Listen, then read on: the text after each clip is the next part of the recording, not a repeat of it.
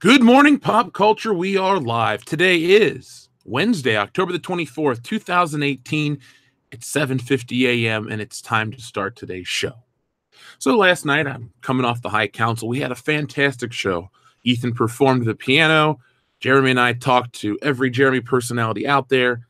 And he covered some of the Star Wars news. Right now, the Star Wars news, well, there's more than I'm letting on, but you're going to have to wait to catch my next video for it because I don't want to give away my exclusives here on Good Morning Pop Culture. No. We got to save those for later.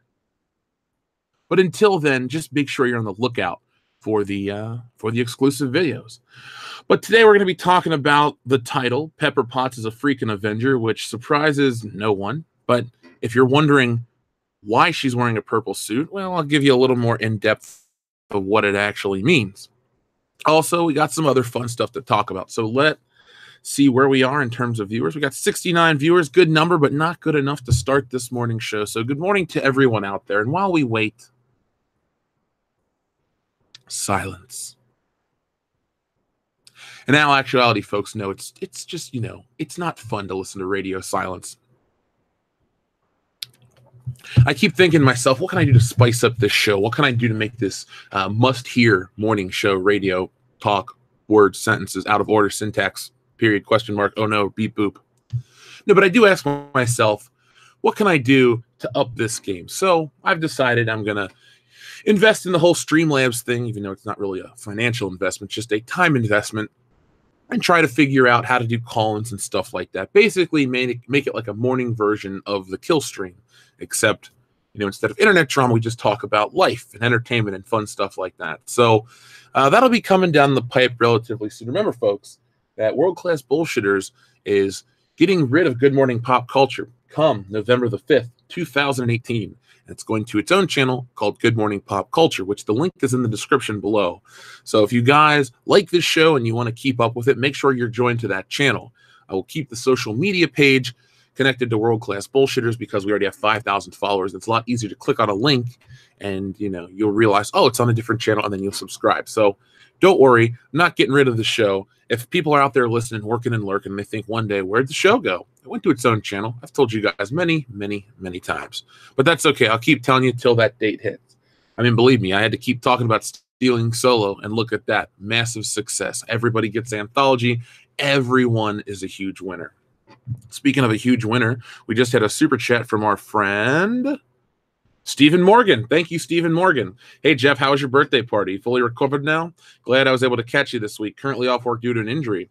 How's your week been so far, buddy? Well, first off, Stephen Morgan, I hope your injury is something minor, nothing major. So I'm glad that you're concerned about me. I'm fine. I'm doing great. No complaints here. Feel great. Doing a little extra training. Got the energy for that. Feel extra good, extra inspired. So I'm doing well, thank you. But I'm concerned about you because injuries aren't fun. Our friend Mareth Dealine had an eye injury. Now you got this. So just keep me updated because that's never a good thing. But my birthday party was great. A lot of people.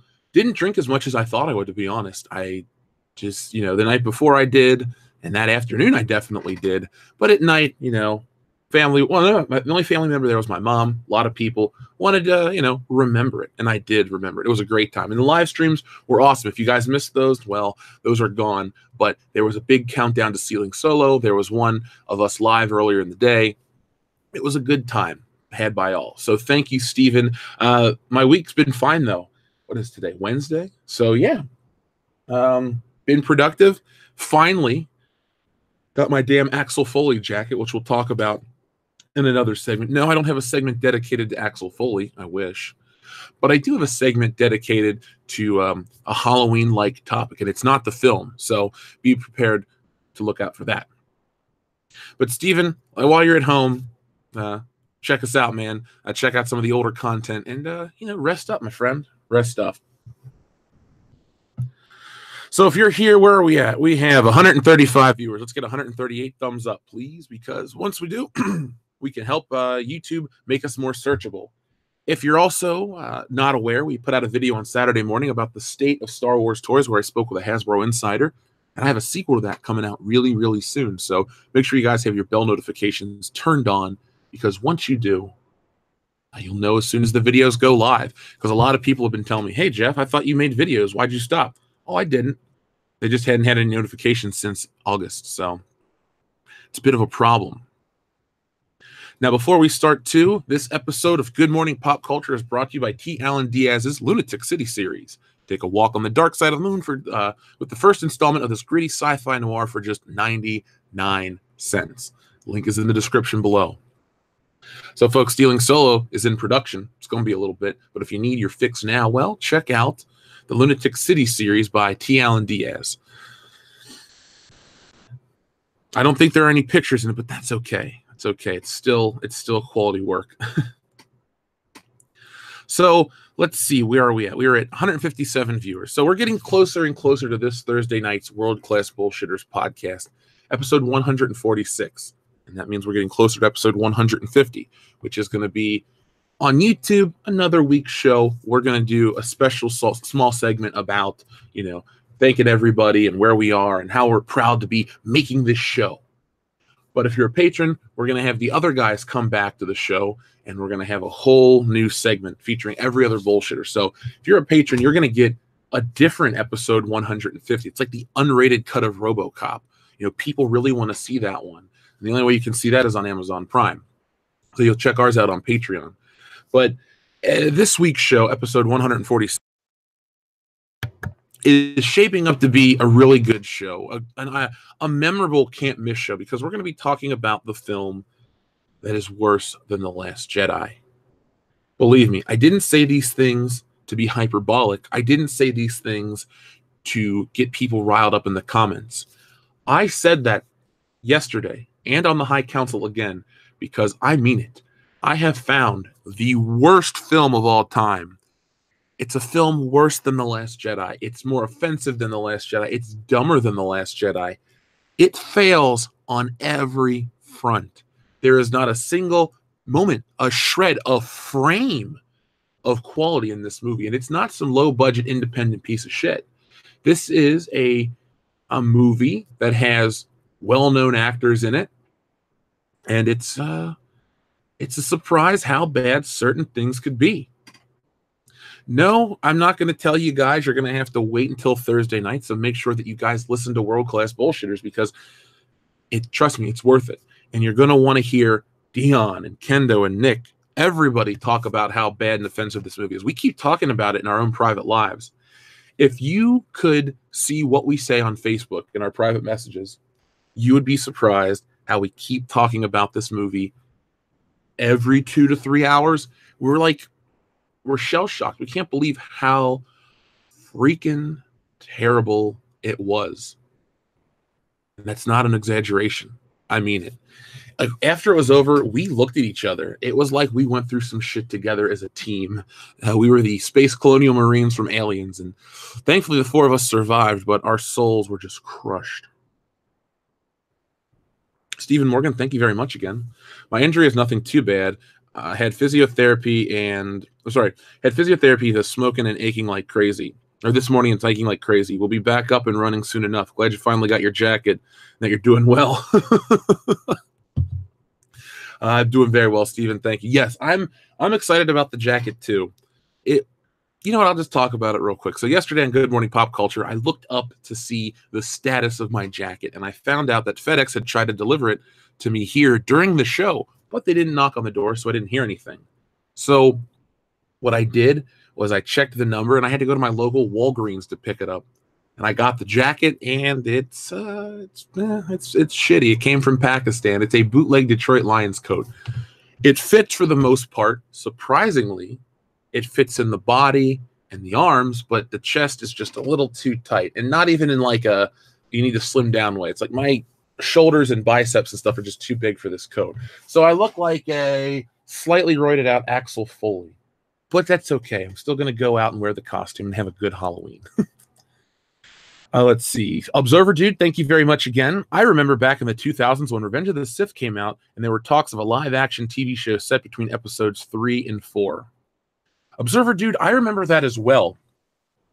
And George Lucas came out, and he was talking about, oh, this is going to cost between $100 and $200 million an episode, and Rick McCallum said they had 200 scripts and all this stuff. I remember that, and I was really excited about that, or by that, excuse me. You know, I've said this before on the show many a times. Episode 1 killed my interest in Star Wars for a while. And then in late 99, I got into wrestling and then comics and stuff. By the time episode 2 came out, Spider-Man was my jam. But by the time we got to episode 3, I had come to terms. I had made my peace with Star Wars. So when episode 3 came out, I was excited. I was impressed by the film. I had been buying the toys again, the DVDs for the original trilogy. I was a happy man. And then when I was in college, excuse me, wow, I don't even have a cold. But when I was in college, I remember a guy from down the hall. His name was Garrett. Good dude. Lived, I'm going to go visit him when I go to Star Wars Celebration, because I haven't seen him in many, many years. But he was a good dude, liked him a lot, and we used to talk about Star Wars constantly. And I don't just mean like every once in a while. We talked about Star Wars regularly. And he would tell me about all this information and news. He would follow Wikipedia. He's the one that introduced me to Wikipedia. And I remember this, and we would talk and, basically shoot out fan theories and make up our shit and just try to guess. And then he would point me in the direction of certain books where they took place in the timeline, in the canon. And it was just a lot of fun. I do miss that element of college. I remember one time we sat in the Brody cafeteria of Michigan State University, and we spent, 3 hours. Garrett was there, Dion was there, Dustin was there, a couple other people were there that I'm no longer friends with. We were all there talking about Star Wars, EU books. Basically, it was a proto world-class bullshitters before, world-class bullshitters was a thing. But we were all a lot younger, a lot dumber, a lot less entertaining. So I have video of us back then in college, and it's just, it's awkward. We're very awkward. And now you see us, and we're, what we are today. And it didn't even take acid like it did Harvey Dent. So we are one viewer away from starting today's main topic. And don't worry, if any more Star Wars questions roll up, believe me, I love to talk about it. No matter how bad Disney Star Wars gets, I will still remember the good times from college. Well, the good times from college don't really stem around Star Wars, but there were good times based on Star Wars. And, my love of a little movie called A New Hope. So now we have passed the 200 marker. So let's look at this image. So this is an image from the set of Avengers Infinity War, Part 2, Chapter 2, whatever the hell you want to call it. Now, I've seen photos like this for other actors. I've seen one of Scarlett Johansson. Even though she's just taken a Polaroid, she still looks good. I know, Scarlett Johansson. But this is Gwyneth Paltrow in her armor. Now, people are thinking, why is Pepper Potts dressed as a purple Iron Man? Well, Pepper Potts in the comic books became a character called Rescue, and I'll be talking about Rescue in just a moment. I'm not going to give you the entire history of Rescue, but a quick little, crash course so you can know the character. Maybe if there's new characters in these movies, I'll give you a 2 to 3 minute crash course on Good More so you guys can catch up with who they are. But no, this isn't Marvel going SJW or just floating the NPC garbage out there. Pepper Potts does, in fact, wear armor. Pepper Potts becomes a character called Rescue. So I've been talking about this purple and white armor on the Avengers for weeks now. I told you guys about a toy box I had seen. I showed you guys a presentation slide from China, it was China. So this information had been out there, but now we have it from the film. And I guess it makes sense that she would suit up and take, the fight to Thanos with Tony, because who else is left? Rhodey is gone. Sam's gone. The only ones that are left are Cap, Hulk, Black Widow, Hawkeye, the first Avengers, and Rocket Raccoon. Oh, and a little character called Captain Marvel. Ugh. But no, I don't have any problems with her in this role. Pepper Potts, she's fine. I don't really like Gwyneth Paltrow. We've talked about how unlikable she is. She's her own. She's like the white tiger Zord of unlikable actresses. She can connect with the Thunder Zords of unlikable actresses, but she can operate on her own because she's that famous and successful. But when I look at this, I think to myself, okay, next evolution, got it. The world is, at the end. The world has come to its end almost at one point, so we need all the heroes we can get. Now, I'm interested to see where she goes. If she's going to be Tony's sidekick this whole movie, I won't like it. I do like the dynamic of the Avengers without her. The Avengers are fighting in New York. Well, she's on her airplane. Oh, the Avengers are off in Sokovia. She's in New York. Oh, the Avengers are fighting whatever. She's worried about her wedding or doing her own shit. I like that more than I like her constantly in the battle. But if it makes sense for her to do what she's doing, I'm fine with it. It's not the inherent problem of, oh, there's a new woman on the team. That's fine. Just make sure that she's not cramping Tony's style. Because you remember how in the second one it's like language and it's a joke, but Tony's just like, are we gonna let that one go? I don't want Pepper Potts to be like, Tony, don't say this. Tony, don't do that. This is the final chapter. This isn't time for weird relationship jokes. This is the big epic conclusion. This is the thing. Personally, I've been waiting a decade for. We need to see this go off in the grandest of styles. But for those looking at the screen right now, wondering what Gwyneth Paltrow's doing in a purple suit, she's playing a character called Rescue. So Rescue came out in, was it 2010, I believe? Yes. No, sorry, 2009. So Rescue debuted in the Invincible Iron Man number 10 in May of 2009. And she, let's see, Pepper Potts, after defeating Mask, disguises herself as a former infiltrating Hammer unit while presenting rescue armor to Ornament Osborn as the spoils of battle. Pepper reveals herself to be, reveals herself when she rescues Black Widow, blah, blah, blah, blah. Anyway, Stark gives her the new armor after this mission. So she also has, I guess, AI in the suit, and she was part of Civil War II's storyline. Wow, that's a great, great history lesson there, Jeff. You said rescue like 3 times. Put it like this. She's involved, but she's not a big, big character. She's somehow more effective than, I don't know. She's not as effective as Jessica Drew, which is Spider-Woman, who's married to Luke Cage in the comics. Right? Yeah. Put it like this. It's from the comics. It's a newer adaptation. It comes from, like I said, Invincible Iron Man. But overall, it's not the, it's not far off from the books. This is one of the, if you notice, the further and further we get along in the MCU, the more and more Marvel adapts more recent books, which I guess you have to at certain points because you can only milk the 70s and 80s for so long. But the fact that you can do it for a decade straight is pretty impressive. And there are a lot more comic book stories coming down the pipe from the classic era as well as the new era. Spider-Man stuff, I mean, he's fighting Mysterio. That is what? First 15 issues for sure, Mysterio's appearances. So, we'll see Marvel trying to come to the future and do more stuff, more modern stuff. The only problem is they're going to start running into that SJW Marvel territory where the books suck and the storylines make no sense.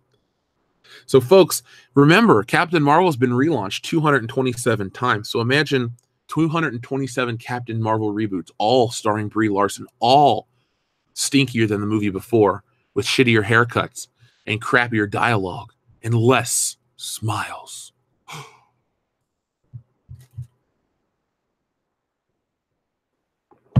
But hopefully that future never comes. Maybe it's like the world between worlds, just like Jeremy spoke about on the High Council last night. The Pui says, "Morning, Jeff. Jeremy finally admitted about you being right. Excuse me. Jeremy finally admitted you're right about The Force Awakens. I was amazed. Thank you. The Pui, thank you as always." Yeah, Jeremy admitted that I was right about The Force Awakens.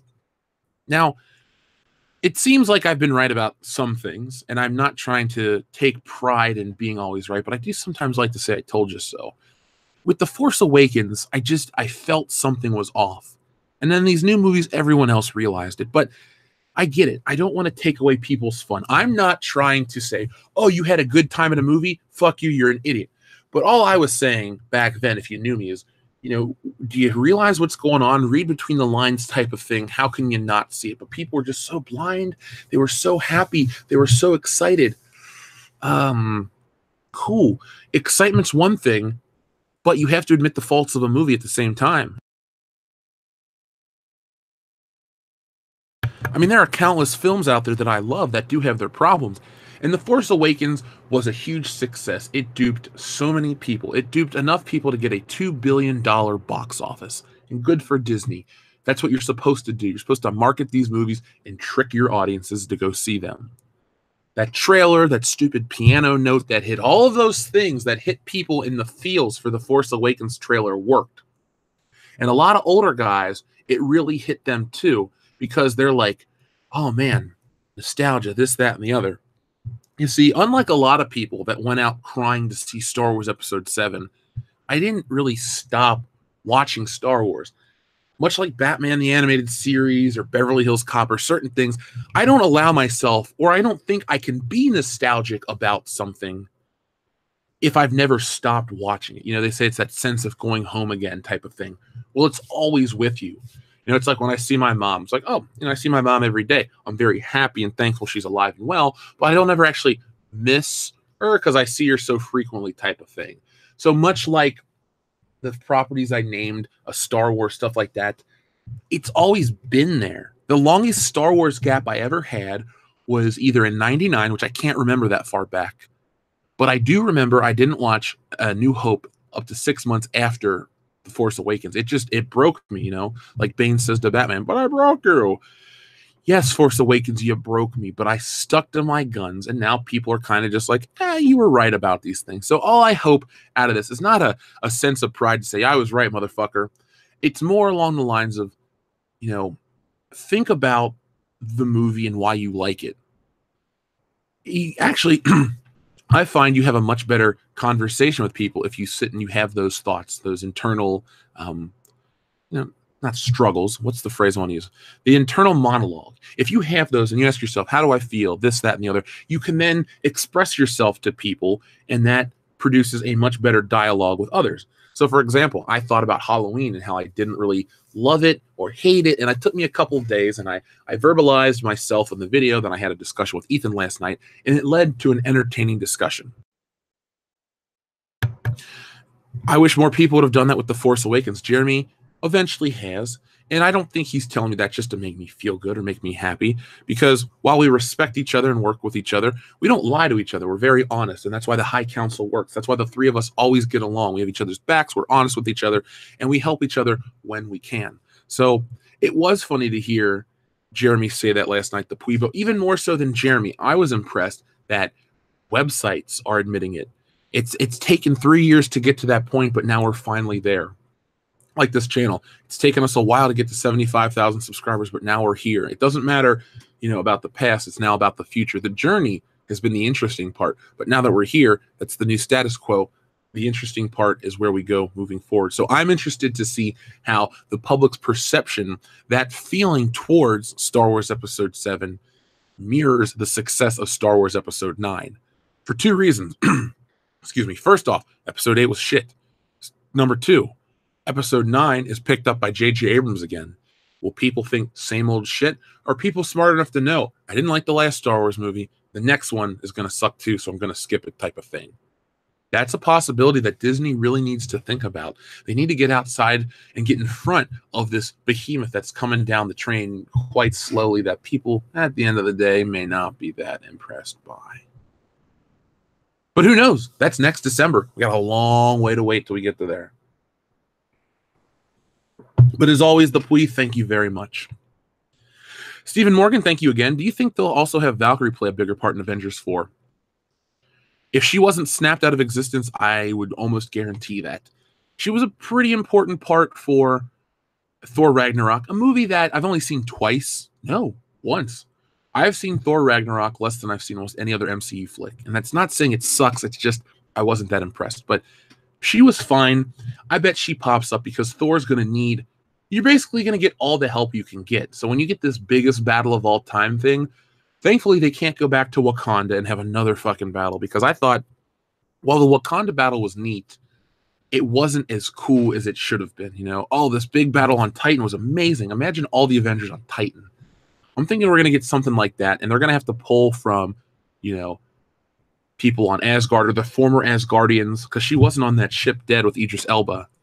So I would put, you know, a Dukes Brothers bet down, Steven, that she will play a bigger part, and it's not because of a whammon thing. It's because she's one of the only fighters left. Maybe she'll be drunk. Maybe she won't be. Maybe her and Tony Stark will get along quite well, and they'll have a couple drinks together after the battle. Who knows? But remember, the Hulk knows her. The Hulk and Thor were together on Asgard as it was destroyed. So maybe she'll, you know, maybe she'll show up and they'll call to her. Hopefully not everything falls on Captain Marvel. We're lost. Here comes this flying lady. Pew, pew. Game over. Yeah. Ugh. No, but Steve and I do think Valkyrie plays a bigger part, and I'm fine with that. She was okay. She wasn't. And the thing I liked about Valkyrie was the fact that they admitted there were other Valkyries. They showed the classic blonde with the armor, and that she's dead. That's fine. If you acknowledge that this is a different iteration of the same character that does have different versions, then I'm fine. But if you act like Valkyrie has always been her, that's where I get a problem. But I saw it in the movie, and I was very happy. Swinging Cod, thank you very much. Your Marvel game is off. Rhodes survived the snap, and Jessica Jones married Luke Cage. Shape up, brother. All right. Well, Jessica Jones married Luke Cage, and Rhodey survived the snap. He did? I thought he fell down. Oh, well. I was wrong. No big deal. I'm a DC fan anyway. Okay, that's a lie. I'm not. I like Batman. I like... Anyway, next topic. So press 1 if you like Indiana Jones. Just checking. Because a lot of people like Indiana Jones more than Star Wars. I used to, but just do me a favor and press 1 if you enjoyed the Indiana Jones films. I'm excited to see what people have to say. Okay, I'm looking for that tank tread. Once it rolls in, I'll tell you why we're talking about Dr. Jones, Dr. Jones. Because now this makes me laugh in a good way. Because sometimes, you know, Disney does something right. Not lately, but it's very much a possibility. So let us see. Let me get a good image for you guys. What's a good image of Indiana Jones? If Adventure has a name, it must be Indiana Jones. And if you want a good picture of him, well, this is probably one of the most iconic shots of Dr. Jones ever. But take a look at the screen. Since he escaped my basement and he's back to live his own life, here's our buddy, Dr. Henry Indiana Jones Jr. We had a super chat from Billy Ritchie that says, will Batman White Knight ever be an animated movie? I don't know. I do not know. I would love to know. I feel like DC owes me some exclusive information because I signed up for their streaming service and I don't watch it. I'm very disappointed with the DC. I'm very disappointed with Warner Brothers right now as a whole. Release a new Lethal Weapon box set with new commentaries. Maybe we can be friends again. But the reason you're looking at this picture of Indiana Jones is because Indiana Jones Land is reportedly being considered at Disney World. Woo! Let's check out this information. An Indiana Jones mini land may open in Walt Disney World in Orlando. The House of Mouse surprise acquisition of Lucasfilm in 2012 brought in a new era for Star Wars content. But as most viewers know, the galaxy far, far away isn't the only notable franchise under the studio's belt. Lucasfilm is also home to the highly successful Indiana Jones series, which has spawned 4 blockbuster films since Raiders of the Lost Ark debuted in 1981. There have been problems getting the 5th installment off the ground, but the current plan is for it to hit theaters in 2021. Of course, Disney usually has ideas much larger than movies for their prized possessions. Next year, we're going to see the long-awaited Galaxy's Edge theme park for Star Wars. Obviously, much of the company's focus has been on completing the construction of these attractions, but they may have been brainstorming an idea for Indiana Jones, and now they could have something. According to Orlando Weekly, Disney is currently considering constructing a mini Indiana Jones Land Disney World Hollywood Studios theme park where Galaxy Edges will be. The current proposal would have it take up 8 acres and replace the Indiana Jones Stunt Spectacular attraction. It is unknown whether rides would be included, but Disney would like dining locations and gift shops.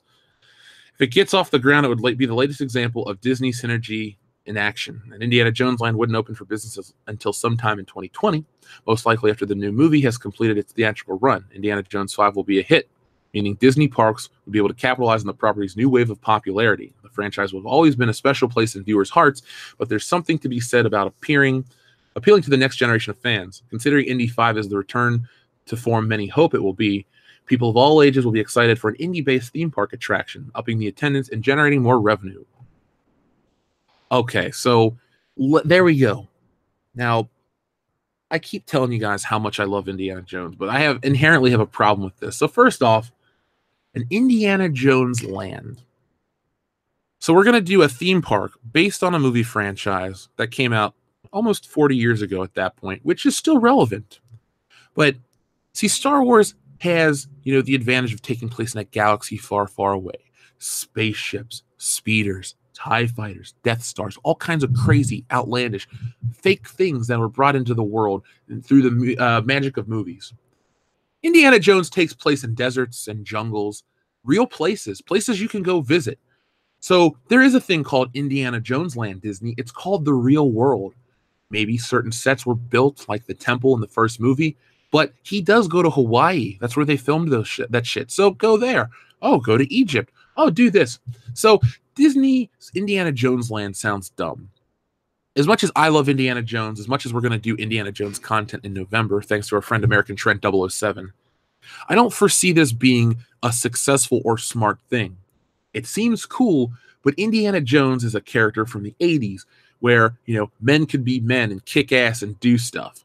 Indiana Jones was very neutered in 2008, and Indiana Jones in 2021 will be turned into, I don't know, a attack helicopter with a sexual preference for blueberries. The character doesn't need to be out again. Jonathan Kasdan, Lawrence Kasdan, Frank Marshall, all these people that are involved with the new production of this next Indiana Jones film don't have it anymore. Today's world is so afraid to talk about religion in their films because they don't want to offend. They don't want to cut themselves off from a potential bigger market out in the real world. But Indiana Jones has inherently always been about religious artifacts, be them the Ark of the Covenant or the Holy Grail, the Cup of Christ. So those are two Christian Catholic things. Or you go to the Shankara stones and Hindu religion with Shiva and Ganesh and all those other Indian Hindu beliefs. So nowadays we live in a world where everyone wants to dump on the Temple of Doom. It's culturally insensitive. It's stupid. It's sexist. You know what? Fuck everybody that says that. Indiana Jones and the Temple of Doom is a great movie. It's got tons of action, suspense, horror, a great payoff at the end. I love Indiana Jones and the Temple of Doom. Hell, the trilogy is perfect. I wouldn't change a single frame of anything about any of those flicks. The fourth one can go fuck itself, but those three are perfect. But because of the snowflake-riddled world we live in today, where everybody on the internet seems to have power over a movie studio, we're not going to get a good Indiana Jones flick. I mean, people's heads would explode. Faces would melt. Remember in the third one where he pulls out the Luger and shoots the Nazis and they all go and they all fall and just looks at the gun? You're not going to get any of that stuff. Oh, that's too violent. Oh, it's culturally insensitive to show that there were Nazis in the past. Indiana Jones, much like a Back to the Future, much like other properties, don't need any more things like Ghostbusters. They were relics of their time. They were perfect. They have stood the test of time. But when you try to modernize them and update them, you ruin them. Look, I love Harrison Ford. He's my favorite actor, but he's old as shit. It is too past the expiration date for him to play Indiana Jones. He looks great. We know that. We've seen him run around in The Force Awakens. I still believe if you put some of that tightening makeup on his face, make his hair a little darker, I could buy that it takes place in the 1940s and he's just slightly older. Hell, let's do that CGI mask that they did for Solo: A Star Wars Story with a different actor and a younger Harrison Ford, and there you go. But overall, I just don't think Indiana Jones needs to be a property that's touched.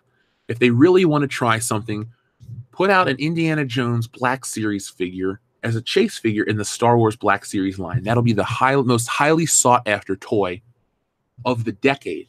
A couple years ago, there were these little things called Kubrick figures. They're like they were like mini-mates. And they had a Star Wars line. And there was a chase figure of Indiana Jones, and people went nuts for it for years. It was like the most in-demand chase figure of all time. Do that nowadays with today's face printing technology and all the accessories and stuff that they produce for Star Wars. Throw out an Indiana Jones figure. Test the air out. Take a temperature. Get a feeling in the room to see what the crowd, what the audience wants in terms of Indiana Jones. I'll take a 4K Blu-ray release, a theatrical re-release, which I did go see in 2012. 2011. I went and saw the 30th anniversary of Raiders of the Lost Ark. It was fantastic. Great movie. Do something like that. Get Harrison Ford on Inside the Actors Studio, something along those lines, because it's a character of the past. They won't allow certain things. Indiana Jones was dark at times, fun at others, but I really believe the religious implications that go with his character will not allow them to fully develop, because you have this asshole like John Kasdan who's so progressive in quotation marks. Lando's got to bang his toaster. Well, Indiana Jones is going to now be an atheist or some crap like that. But Indiana Jones, that story won't work with his upbringing and his evolution of a character. Even in the first one, when he didn't have his father's backstory, people have said, historically, Indiana Jones is the story of an atheist finding God. You know, listen to how he talks in the first one. That's the story my mother used to tell me to frighten me as a child, stuff like that. But then he gets faith by the end of the movie. Don't look at it, Marion. Closes his eyes. He survives. So they're going to take away all of those amazing elements for the character of Indiana Jones just to be progressive and woke in a 2018 or a 2020 or 21 setting. And the world's not going to switch back to the way it used to be by 2021, sadly. You know, it's probably going to get shittier for a while, and then it'll even out, and then those people will go away because somebody will come out publicly, hopefully it's me, and say, look, you ruined this movie, you ruined that movie, keep your stupid beliefs in your pocket and shut up. So that is why I am not excited over anything Indiana Jones new. Yeah, it would be nice to go to a theme park and see, oh, hear the Raiders March playing. Oh, that's awesome. Cool. Or you do this or you do that. Like when I went to Paramount Kings Island as a kid, you would hear the Raiders March randomly play over the PA system at times. You would see clips of the movie be played in the park. You would see, what else would you see? You would go to this ride called Adventure Express, and my cousin's like, oh, it's like Indiana Jones. And it was so cool. You know, let Indiana Jones, one of the greatest characters of all time, but let it rest. Keep it around enough in the public eye. Talk about it, respect it, parody it, lampoon it, but don't make any more. Let's see what people are saying about Indiana Jones. Okay, we had quite a few super chats roll in. First off, from our friend Jaron Ricewig, that belongs in a museum. So do you. Sickest burn ever from random dude in The Last Crusade, my favorite indie movie, followed by 1, 2, and 4. Well, at least number 4 is last for you. Jaron Ricewig, you have good taste in the Indiana Jones flicks. Honestly, you know, people jokingly say, "Oh, if you rank it this way, I question whatever." No matter what order you no matter in what order you rank the original Indiana Jones trilogy, I still think you did it right 100%. It was so nice to say as a kid, there's no such thing as a bad Indiana Jones movie, because there wasn't. Seriously, Last Crusade literally ends with them riding off into the sunset, and in your mind, there were countless other adventures Indiana Jones could go on. Oh, World War II's coming. And you know what was nice? Lucasfilm kept it alive with the PC games, the novels, the comic books. There weren't any toys, sadly, but still, Indiana Jones was alive. It was more of an adult property, but it was kept alive for all those years. And if you were a kid, you had young Indiana Jones, or like me, you just read adult Indiana Jones books, and you were entertained. I miss those days where Indiana Jones mattered. Anthony Vogel, thank you very much. Will the staff wear snappy Hugo Boss uniforms? I don't know. Disney doesn't like the historical accuracy. If Walt was in charge, maybe. Edie Hogima, thank you very much for your super chat. There are only 3 Indiana Jones movies, period. Well, Edie Hogima, I'm gonna think like you from now on. You're one of our most dedicated listeners. I'm gonna make sure I think like you. There are only 3. You know that Indiana Jones, the Complete Adventures box set that I got on Blu-ray? It's Indiana Jones, or I said Raiders of the Lost Ark, Indiana Jones and the Temple of Doom, Indiana Jones and the Last Crusade, and a 4th bonus disc that is a coaster. It's shaped like Indy's hat. You can throw it out the window because there's nothing of value on the disc. So, Hideo Higima, I'm with you, man. I'm with you. Stephen Morgan has said the NPCs now want to ban Sleeping Beauty, Cinderella, etc. I wonder when enough is enough. When it's like they're coming for the entertainment, which is the popular culture is going to be so neutered. And that is going to try to neuter the people and the thoughts that people have these days. I'm not a Cinderella fan. I'm not a Sleeping Beauty fan. But you know what? They're timeless stories that are harmless stories. You know, you get these bored people, men, women, it could be either or, but you get these bored individuals who have a very easy life. They're rich, they're successful, or they're broke as shit and don't work, and they just sit and bitch and think about how they're oppressed all day long. Well, you know what? Bored, oppressed, in quotation marks, people, why don't you focus your energy elsewhere? I don't care, Keira Knightley, oh, my daughter can't read this, or my daughter can't read that. You know what? That's your prerogative, but these stories aren't the problem. The people are the problem. You know, oh, now we're offended by history. You know, that Neil Armstrong movie. Well, we can't put that out there. We can't put the American flag in the movie because this is meant to appeal to a worldwide audience. Yeah, no thanks. Don't alter history because it makes you feel safe or you dislike the president or something stupid like that. I don't dig that. You know, if history teaches you anything, it's to accept it and move forward and live a better life going forward. You know, Doc Brown says the future is whatever you make it. At the end of that, okay, so there was a big buildup for Back to the Future Day 2015, where Doc Brown did a little promo, and then, you know, on the actual day he released the thing. You know, essentially the future is whatever you make of it. You know, the future is unwritten, so make it a good one. I believe that's what he says. Why have we chosen to make alternate 1985 our reality? And it's nothing to do with the politicians. The politicians are the same. They're always shitty. They always are, you know, for whatever. Now it's the people, these celebrities, it's these, you know, the internet has given a voice to all these people that don't represent the majority. It's funny. They want to, you know, bitch about this, that, and the other, the power vacuum, all of these problems we have. I think the biggest problem is everyone trying to self-censor. You know, be a man, be a woman, be yourself.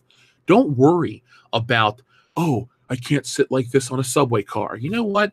I'm a big dude. I'm 6'6". My chest is like 54 inches across, and that's not even any body fat there. I don't care if my shoulder's in your fucking space. Deal with it. Move somewhere else. And if you're an old lady, I'm going to move for you out of respect. But if you're some self-righteous asshole, move. Move yourself. You know what? At that point, when you have the problem, you take yourself out of the equation. I had a problem with The Force Awakens, but everybody else seemed to like it. So I stopped watching Star Wars for 6 months. But then I came back and I realized, well, maybe I was right at the end of the day about this one. But these people need to chill out. You know, Cinderella, Snow White, Sleeping Beauty, these aren't inherently bad stories. They're fairy tales you tell little kids, you know? It's not a problem for them to hear them. I'm not saying I'm going to raise my kids old school with wood-burning stoves and an NES and all that shit, but I'm going to make sure that this kind of stupid crap doesn't permeate my household. I just don't want that. That is not a life, a future I want to live. You know, this is America. I can do what I choose within, you know, within the legal limits of the laws. And what I choose to do is avoid stupidity like the shit that these NPC people, I don't even call them people at this point, these NPCs, that's the joke, are pushing constantly. You know what? Let them try to ban this and ban that. You know, but their kids will be, you know, lesser for it. So thank you, Stephen Morgan. Alpha Terranema says, it's time for the museums to end Indy 5. I expect something stupid like that. You know, that one lone piano at the ding. Marion, I couldn't do it. Ding. Our son, he's dead. Ding. And then, you know, some other stupid line. And then you hear ding, ding, ding, ding. And then people are just like, oh my God, it's Indiana Jones. And then he's got like, Indiana Jones is going to space or some stupid crap like that. Jonathan Kess is like, they'll never see it coming. No, Jonathan, we just will never see it. Don't alter, please, God, do not. No more Indiana Jones. No more Indiana Jones. Best movie character of all time, arguably. Don't do it. Don't do it. The Pui, excellent episode, Jeff. Thank you. The Pui, thank you very much. I love talking about entertainment early in the morning. Thankfully, there are things like this to talk about. Mr. V, thank you very much. Hey, Jeff, you ever played Fate of Atlantis? Yes, I have. To call myself an Indiana Jones fan as a kid was an understatement. Loved it all. Even though I didn't have a ton of PC games, I had the Fate of Atlantis on a disc. And we also had the Star Wars games like Rebel Assault. Indiana Jones games I also played. I had the Super Nintendo one, the Complete Adventures, I think it's called, of Indiana Jones. It's a fun game. It's quite hard. I had played the one on Nintendo 64 in the Infernal Machine. Didn't really like it, but my favorite one was Indiana Jones and the Emperor's Tomb for the original Xbox. Not only did I find that to be an excellent Indiana Jones game, I found it to be a great video game overall. It was fun. It was exciting. It was one of the best Christmas gifts my grandma ever gave me. I was 13. No, I was 15. So it would have been Christmas 2003 when I got the gift. And my grandma would usually spend $25 on the grandkids, but she would always give me 50. But I said, Grandma, there's one thing I want this year, this Indiana Jones game. And not only did I play it, but I'd play it like every day for months, just constantly playing it up until Grand Theft Auto came out, San Andreas. The Indiana Jones and the Emperor's Tomb was my game. It was fun. It was exciting. If you have a PS2 If you have an Xbox, if you have a PC that will play the game, I strongly suggest you go back and you play it. It is worth your time. It is worth your money. It is a fantastic, fun video game. There was going to be an Indiana Jones game in 2008, but, didn't happen. It got canceled. They had Lego Indiana Jones, and that's fine. If you're into that stuff, good for you. I don't want to take away your fun. I want something more realistic, a little darker. Indiana Jones in the game I'm talking about, he started off in a temple out in the jungle. He went to a Nazi castle. He went to China. He fought crocodiles, all kinds of shit. It was a fun game. Go look it up on YouTube. The graphics aren't the greatest. I mean, this was 2003, so expect 2003 graphics. But when you go back and you see all the stuff you could do, the whip swinging, the whip fighting, you used to be able to, my favorite move was I'd take my whip, throw it at the guys around the neck, pull it into me, put the whip away, hit it with the 1-2 punch, and then this other combo. It was awesome. It was brutal. And then you could pick up that machine gun, the submachine gun, just lay them all out, do all kinds of shit. It was fantastic. It had a great score. Like, it had its own original score. You see, back then, LucasArts games were big events. They were good quality games. There's no more LucasArts. Disney got rid of them. We have EA to thank for our new Star Wars video games. And I'm using that phrase very sarcastically. Let's thank you to EA for ruining Star Wars. We could have had the real Battlefront 3. But no, we got a reboot and all this other dumb crap. So corporate greed has killed the great properties of the past. Remember that, folks. That is today's message. Corporate greed has killed the great properties of the past. Sometimes the true artists suffer after their success. It's like, hey, maybe Lucas doesn't care about everything going on with Star Wars, but deep down he's got to know, oh, man, I could do this better. And with Indiana Jones, I'm sure he could do better too. Even though number 4 is shit, it's probably better than what 5 is going to be. Observer Dude, thank you very much. Maybe Anthony Ingruber could play a younger Indiana Jones in the 5th movie, or at least in a flashback, maybe when he first met Marion. Well, Observer Dude, you may not want a flashback when he met Marion because she was like underage, and that's a whole dark side of Indiana Jones I don't think they'll want to talk about. So Anthony Ingruber looks like Harrison Ford. There's no denying that. I think you need a guy with the charisma and the swagger of Harrison Ford to get Indiana Jones' performance right. But it's a possibility. I don't want to keep throwing out there Chris Pratt, but Star-Lord is an amalgamation of like Indiana Jones, Han Solo, all these great characters from the past.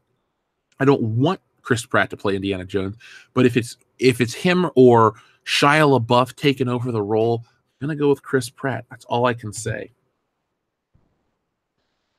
We had another super chat from, and by the way, Observer Dude, while I do love Raiders of the Lost Ark, I don't like Marion that much. I think she's as annoying as Willie Scott. I think Dr. Elsa Schneider was the best love interest for an Indiana Jones flick overall. And she was a Nazi. She talks in her sleep. Love of Knowledge, thank you very much for your super chat. Indy 5 will be about Antarctica to mirror all the conspiracies that we are discovering are going on there now. So as above, so below. Can't speak, sorry.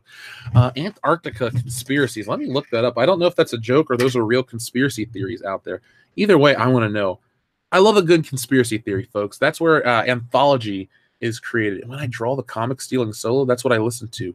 Conspiracy theory podcasts. The Rock and Roll Twilight Zone. Conspiracies with not Jim Halpert. That's the guy from The Office. He's not a real person. But any of the Richard Serrett podcasts. If you guys need an extra podcast to listen to outside of ours, check those out. Strongly recommend them. And they're fun. I'm not saying I believe everything I hear about Bigfoot or this or that, but these people are telling stories. Indiana Jones, Halloween, these things didn't happen. There's no dark side. There's no Thanos. So why not listen to these other people's stories? It's just as fun to me. But Indiana Jones 5, Indiana Jones in the Arctic, the Antarctic. We've never seen him. We've seen him on that mountain in China. Or not China. Well, what mountain range was that? I apologize. It wasn't the Andes. Whatever. He was in that mountain in Temple of Doom. And he was in Nepal, but he was mostly inside.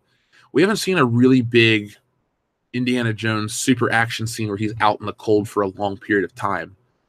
But I remember as a kid when you would get the comic books, Indiana Jones would have his coat with his collar up and he'd have his hat and he'd have another pair of gloves, and that was kind of about it. Like, he was so cool that he wore his jacket in the winter and in the desert. No matter what, it was the same jacket. One was zipped, one was unzipped. Like once you zip that leather coat, the world was, the elements were at bay.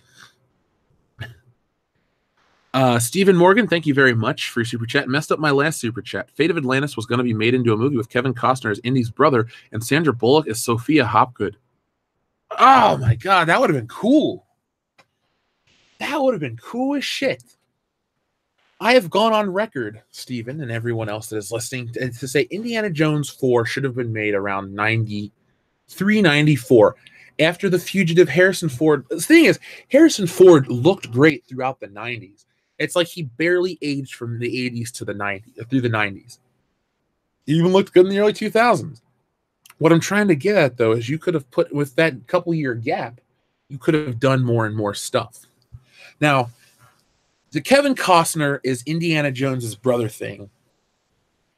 I don't know if Kevin Costner would have been the right choice, but you know what? It was the 90s, early 90s. Kevin Costner was a big deal. That would have been a huge get. I can see the poster. Harrison Ford looks one way, Kevin Costner looks the other way, and Sandra Bullock is in the background. So if this is pre-Speed Sandra Bullock, she doesn't have much shelf space or poster space. But, this could be, was Demolition Man before Speed? 94, 95? All I know is that casting is so 90s. And there's that alternate universe that we all can go to visit in our minds, and that movie is there. I, too, would have liked to have seen that film, an Indiana Jones in the City of Atlantis type of thing. I would have liked to have seen Indiana Jones. What else would I have liked to see him do? World War II would have been cool. In about episode 4, in the fourth film, we hear him talk about being in World War II and how he was involved with the Manhattan Project and all this other stuff. I would have liked Indiana Jones in World War II just flat out. He's on the American side, this, that, and the other. A lot of people say he's a great American iconic hero. I agree. Some people say he's not really doing anything for America in the first movie. But it is, an American versus the Nazis, which is just essentially World War II in another package. And so an Atlantis movie and then a World War II movie, those would have been my other two Indiana Jones films to make. It never hurts to see him do other shit. But at this point, like I said, he's just too old to continue the training. Jeff the Iron Wolf, thank you very much. LucasArts, A Lament of Imagination Lost. Yeah, that moment of silence was for LucasArts. I almost said Lucasfilm, excuse me. I mean, in the chat, press 1 right now if you like LucasArts games, or if you have liked a LucasArts game, and if you want to tell me your favorite, let me know. My favorite LucasArts game is going to go to Indiana Jones and the not Infernal Machine, or the Emperor's Tomb, or Star Wars Rogue Squadron 2, Rogue Leader. That was a fantastic game. I just loved X-Wings and TIE Fighters and the ships. We never had the great, and I do mean the great, Star Wars third-person action game. The one Jedi Knight was good enough, where you play as Kyle Katarn and eventually Luke Skywalker. Those were good enough. Those were fun games. But the best, we haven't had it yet, and we never will. It could have been Star Wars 1313. Bounty Hunter was a letdown. But I'm going to rank my number 3 right now for you guys. Indiana Jones and the Infernal Machine, Star Wars Rogue Squadron 2, Rogue Leader, Star Wars Episode 1 Racer. Those are my 3 favorite LucasArts video games. Day of the Tentacle is another good game, but it's not, as good as the other ones. And I've always been a sucker for adapted video games. I've always enjoyed seeing or playing my favorite movie characters. All my favorite toys are based off of pre-existing characters. I mean, The Rock is a real person. I got 50 of those action figures, one of my favorite toys. Batman is a comic book character. I don't have many, if any, toys on my shelf that I'm looking at that are just wholly original creations. Link, Macho Man Randy Savage, Goku, Inspector Gadget, Mega Man, James Bond Jr., Agent J from Men in Black, all pre-existing characters. Optimus Prime, the T-800 Endoskeleton, Crockett and Tubbs, Tony Hawk, Chris Farley. Again, all real people. I don't have any toys that are just toys. So I like licensed stuff. That's why I'm very passionate about my entertainment, because the things I choose to bring home are based off of those pre-existing franchises as well. But that's just me. So let's see where we are. We got Rogue Squadron, X-Wing and TIE Fighter, Battlefront, Force Unleashed. That's a good game. Monkey Island 2. Okay, we Jedi Outcast, KOTOR. There's so many good ones. Yeah, there are so many good games. So many good games that we won't get anymore. I would like, if Lucasfilm wanted to gain some goodwill with the fan base, just, based on my opinion, Lucasfilm should just go and re-release all of these great LucasArts games. They don't need to be free. Just re-release them. Have them play. If they're on Steam, then I'm wrong. But have you be able to, like on a computer like mine, just play Indiana Jones and the Fate of Atlantis. Have you be able to play these fun games. Plug in a controller for support for Rogue Squadron and Rogue Squadron 2. Do what you have to do with Nintendo to get the license to just put these games back out. There was going to be a Rogue Squadron 4 for the Wii, but that got canceled. That pisses me off. But those games were fun. I think a lot, if you, instead of pushing forward with Kylo Ren not being able to be made fun of or all these other things, and pushing forward with your other characters that people just aren't in love with, why don't you give the fans a reminder of why they fell in love with your brand in the first place? $5 for Fate of Atlantis? Hell, put in the money, remaster the graphics, much like they did Street Fighter. Go do something like that. A lot of people would buy into it. I would. I would be a sucker for that. You don't need to hire Harrison Ford to do voice work. Wouldn't hurt. But just, remaster a game. Put it back out. Let us have some fun with the shit we loved from the past. It doesn't hurt anybody involved. It just takes a little time, and it takes away from your agenda. Now, this is an odd segue. I had this planned, and I really didn't want to, make it all about the games. And I don't. But every once in a while, a game topic comes up. And I saw this as I was getting ready for this morning's show, and I found this to be quite interesting. Now, Uncle Ethan has talked about this in the past, and this is more of a community-based question. So I was on IGN, and their daily deals, they had $100 off this one-up arcade machine with free 2-day shipping. So you can get a Street Fighter II Championship Edition arcade machine, Rampage, Centipede, Asteroids as well. Now, the only reason I asked about this isn't because I'm trying to sell you an arcade. I don't have sponsorship deals yet. Any of these things, they're coming down the road. But I was just wanted to ask you guys this again. What arcade machine would you guys buy if you won the Powerball, which we didn't win, sadly? But what arcade would you buy? I know some people don't like arcade games. Some people like PC games. Some people are console only. Some people are just too young to really enjoy a good arcade machine. But Street Fighter would be fun. Mortal Kombat 2 would be fun. The Simpsons, Ninja Turtles, and X-Men are my three, most wanted arcade machines. When I build the World Class Bullshitters compound, those three things are going to be in the basement. But I'm curious about some of your memories, because the older you get, you look back and you think about, times when I was a kid, this, that, and the other. And then I just turned 30. I'm not feeling old or, upset. I don't care. I'm ready to be 40 when, in 10 years' time, I won't be upset when I'm 40 either, because stuff keeps getting better.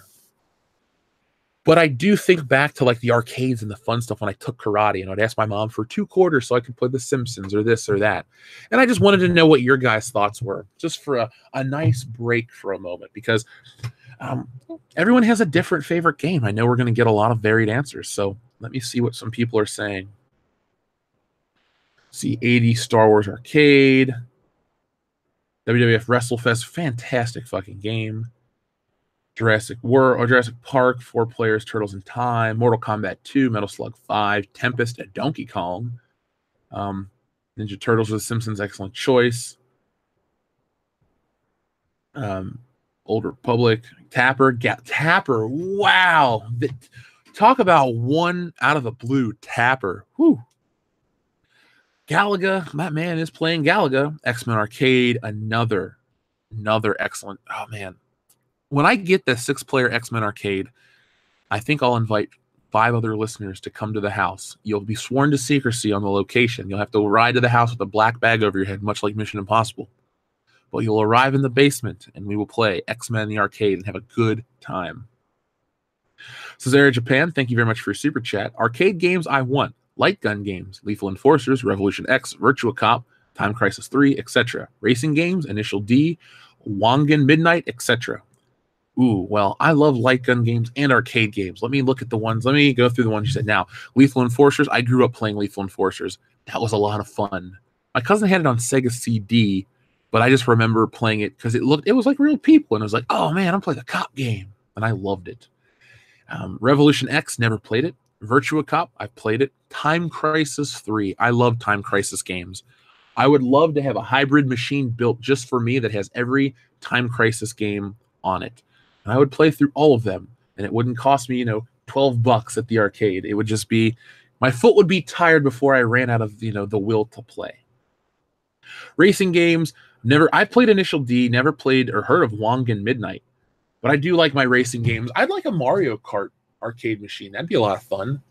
The Star Wars Racer arcade machine wasn't that great. I didn't like the controls. They had the big, the sticks. I was a little disappointed with those. But those are all excellent choices.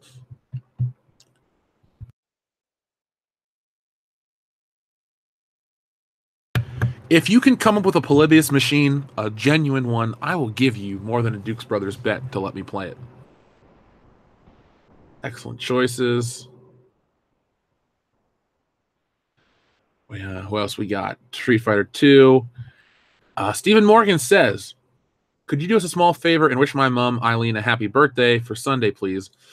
Yes, of course, Stephen Morgan. So from all of us here at World Class Bullshitters, we'd like to give a special happy birthday wish to Eileen, the mother of Stephen Morgan. Stephen is a great dude, and you have a great son, Eileen. So happy birthday for me and all of us listening and everyone that'll be listening in the future. So have a happy birthday and enjoy your Sunday. October is a great month to have a birthday in. A week right after mine. Listener right after my own heart. But Stephen, spend a good day with your mom on Sunday. Spend some time with her. Have a good birthday. Take her to dinner. Do what you want to do, but make sure she has a good time. Oh man, cool. So everyone in the chat's doing the same thing. Awesome. I can never say anything bad about this community. Everyone is great, respectful, honest. That's why I like doing this show. That's why we keep doing the same stuff we do, because people involved in the community are good people. There's no shitters out there. A lot of respectful, good people. So we're not a crowd full of NPCs. So I was talking about video games, but before that I was talking about Indiana Jones. And Indiana Jones was one of my most dressed up as Halloween characters. I was Indiana Jones for many, many years. But I found something interesting. This is just a quick moment of something I want to bring up. It says DC has the most popular Halloween costumes with Wonder Woman and Harley Quinn. Now, press 1 if you've ever been out somewhere and you've seen a cosplay, a cosplay Harley Quinn, and you just thought to yourself, meh. I feel like Harley Quinn is the most overly cosplayed character, along with Deadpool. I hate the combo of Deadpool and Harley Quinn. It's like, I get it. You're a couple who likes comics, but you're not really fans, but you like this new stuff. Oh, great. I don't want to take away anyone's fun, but that's what I get when I see a Harley Quinn couple. Watch. I'll find some woman that's like, dress up as Deadpool and I'll be Harley Quinn and blah, blah, blah, blah, blah. And it's just like, oh, God. That is my nightmare. My living nightmare. But I, too, can't stand Harley Quinn anymore. Now, I don't dislike the character. I loved her in the cartoon. Voiced by Arlene Sorkin. She was fantastic. I loved the suit. I loved everything about Harley Quinn. It's once we got into this whole Batman Arkham Asylum, Arkham Knight redesign, over-rendering version of Harley Quinn that I lost interest in the character, much like the Joker with the Heath Ledger Joker and now Wonder Woman. Now, Wonder Woman costumes are different because you have so many different versions of Wonder Woman historically that are cool to see. You can have the more modest one where she has the longer skirt, and you can tell a lot about which Wonder Woman a woman dresses up as. Yeah, you got the dudes that think they're funny by dressing up as Wonder Woman. Great. But then you got the ones that do, the fitness models that dress up as Wonder Woman, or the more modest one, or this or that and the other. And I don't really want to take away from people's fun. I don't think Wonder Woman is put it like this, Wonder Woman is an institution. She's a character who's been around for more than all of us in the chat has been. So I don't think it's odd to see all those different Wonder Woman cosplayers. But Harley Quinn and Deadpool came out around the same time, early 90s. What, Deadpool's 90, Harley Quinn's 92, 3 at the latest. So with it, they're about 25-year-old characters, and I feel like a lot of people that just aren't into the genre really glom on to those two characters because they're easily accessible. But I think it's time to expand, broaden your horizons. So cosplayers of the world, if you're out there listening, if you're thinking about being the Joker and Harley Quinn, guess what? 500 other couples are going to do it. Do something unique. Go be an Axel Foley. Not really, but you know what I mean? Pick a character. Go be a Holly Gennaro and John McClane, or a Holly McClane and John McClane. Die Hard 2. Do something that's really going to draw attention to yourself in a positive way. Don't be like everybody else. Everybody else is going to be the goddamn Joker and Harley Quinn, or Wonder Woman, or fucking Deadpool. Like, how many skinny dudes are Deadpool because they think they can, because it's a basic costume? It's like the skinny dudes that buy those Spider-Man skins tight suits. It's like, great, it's another Spider-Man. Do something cool, do something unique, separate yourself from the crowd. Stephen Morgan, thank you very much again for your super chat. You're the best, Jeff. My mom is smiling like a Cheshire cat. Well, she deserves it.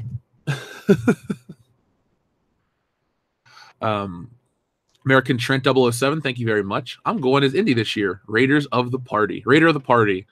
Well, Trent, if you need any help with your costume, let me know, because there's a website that gives you the exact things that Indiana Jones wears and where you can get close facsimiles to. So if you're, I have an Indiana Jones officially licensed fedora that I don't wear because it's a fedora and I don't want to tip my fedora to my lady. But I do own one because it's Indiana Jones, and my grandma gave it to me as a gift because she knows I like the character. But Trent, I want to see photos of you as Indiana Jones, and I will send you a picture of me as Axel Foley. Fair enough? Fair enough. Let's see. Linda Carter, yeah, she was the best Wonder Woman, best looking Wonder Woman. Well, Gal Gadot's hot too. But yeah, I guess a lot of people are so people are going to be Dion Green for Halloween, huh? So all you got to do is get yourself Michigan State attire. Hopefully you got the dance moves to pull it off. Just watch our videos. If anyone gets the turkey suit like Dion and walks around, I not only will make you listener of the week, I will make you will get a special segment on there here at the end of the year show. Seriously, if somebody gets that and says, I'm turkey suit Dion, and walks around, you don't have to do it. But if somebody likes the show that much that they do that, you will get a special award at the end of the year. I will mail you a certificate signed by all of us, a personalized thank you audio clip, and something else. Make me laugh. Let's see. Mariner 1712, thank you very much. I was Jonah Hex, Comics Ginger, last December for Steel City Con. Everyone was stunned at how good I looked. Well, Mariner 1712, do you have a picture that you could share on our Facebook page? Because I'd like to check that out. I don't like the movie Jonah Hex, but I don't dislike the character. I like the artwork. I like the design from some of the older stuff. And I always love when somebody knocks it out of the park like that. There's a difference between buying a costume and making your own. Now, if you have to buy parts for it, like Indiana Jones, there's a real things that you can buy in the real world. But, if somebody goes out of their way to do the Spider-Man suit with the raised webbing and all that stuff, like a Sam Raimi costume, personal preferences to that movie aside, that when I see those suits at conventions, when I see that people put in that kind of time and money, or the really good Batmans, I'm like, wow. Or the one I saw of the Darth Vader that was getting electrocuted, and he had smoke and everything. That was the best costume I think I've ever seen. Trent, real quick, our friend Michael at Retro Blasting has a really good Indiana Jones costume. So if you ever need help too, you can always shoot him a message in his comments section. Find a way to contact him because he knows his stuff. Are we getting Dion the inflatable horse for Halloween? No, Dion has to take his kid out for Halloween, so he's gonna be his kids are gonna be the Ninja Turtles, so he'll be doing his own thing. But if you're not doing anything for Halloween, why not spend it with us here on World Class Bullshitters? So for those out there that are listening that do not know, we're having an all-day Halloween stream, and if you don't know what films that entails, well, just give me a quick moment because I'm gonna pull it up for you guys right now. We're doing 17 hours minimum. Yeah, 17 hours minimum of a live stream. So if you're thinking, I don't really like horror movies, well, you like us, right? Well, then hang out with us because we're going to be drinking, we're going to be hanging out, we're going to be eating food all day long. We're going to be partaking in Halloween themed events. So real quick, while you wait, check this out. Somebody once asked me on a show, do I like Scream Factory? Do I like their horror movies? Well, I keep telling people, yes, I do like Scream Factory. I do like Shout Factory. And here's a quick screenshot of my newest ones that I received in the mail. So Halloween's 2 and 3, Season of the Witch. A lot of people hate Halloween 3 because there's no Michael Myers. That's fine. You don't have to like it. I do. It's a fun movie. It's different. It's dark. It's an anthology flick. And I respect that. Now, I mean, as I was looking through a screenshot, I just saw that Stealing Solo at one point, in its final 5 days, it had $39,000. Its final pull, $52,000. Thank you again to everybody. I seriously, that made me feel really good. That was probably the biggest accomplishment of my life so far. And, you know, I'm going to make sure you guys love the shit out of it. It's a good story. But the nice part is, if you've backed it, you're going to get a copy. And if you haven't backed it, well, you don't have to hear about it anymore. It's over. We won. Congratulations. Go us. The way you guys are looking at that beautiful picture of the new Halloweens 2 and 3 with the new 4K scans and all that fun stuff, here's what I was actually trying to show you. So thank you for your patience. So this is our Halloween schedule. I'm going to keep talking about this every day until we can get to Halloween. So World Class Bullshitters Halloween stream schedule, 10 a.m. Eastern Standard Time. Like everything we do, it's always an Eastern Standard Time. So you have to figure out which time zone you're in and do the math. But it's a strict 10 a.m. start time. So that day, Halloween, there will not be a Good Morning Pop Culture. There will not be a Good Morning Pop Culture on Halloween. So if you guys are going to wake up, you're going to not hear anything in the beginning, and then we're going to start the show, and it's going to be a Halloween thing. So we're going to start with Cabin Fever and work our way through the day. So if you want to join us, please do. Our friend American Trent 007 will be on with us, and we're going to have a lot of fun. Just going to be celebrating the holiday in style. And it may be a case race, it may be many different things, but it's going to be fun, guaranteed. Now, we had a super chat from our friend, the Grand Inquisitor, that says, it's not a purse, it's a satchel. Indiana Jones wore a satchel. Grand Inquisitor, I don't know if I've ever told this story, but Dan and I went to see The Hangover the first night it came out. And I swear on my life, when he said about, it's not a purse, it's a satchel, I was so close to saying to Dan, Indiana Jones had a satchel, but he said it, and therefore, if I said it, it was just copying the line. But for those out there that know me, I'm not making stuff up. I had that thought. I was about to say it, and then boom, he said it. So I can no longer ever say that line. But yeah, that was a great part of The Hangover. Hangover, talk about a front-loaded trilogy. The first one is great. The next two are garbage. See, there are a lot more balanced trilogies out there. Indiana Jones was a very balanced trilogy.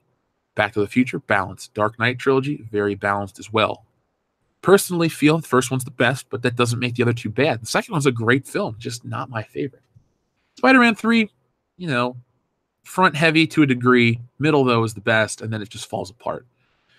But nothing is as bad or disjointed as the Hangover trilogy. And I know you're thinking, Jeff, what about Star Wars Episode 9? Jeremy said it was going to be the most disjointed trilogy ever.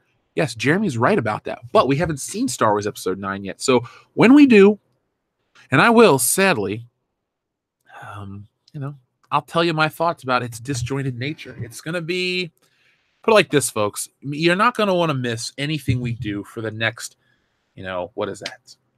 14 months. The next 14 months in the Star Wars community are going to be very interesting because if you pay attention, Disney is slowly pulling itself away. Lucasfilm is removing the sycophantic fans. They know deep down that their stock is declining.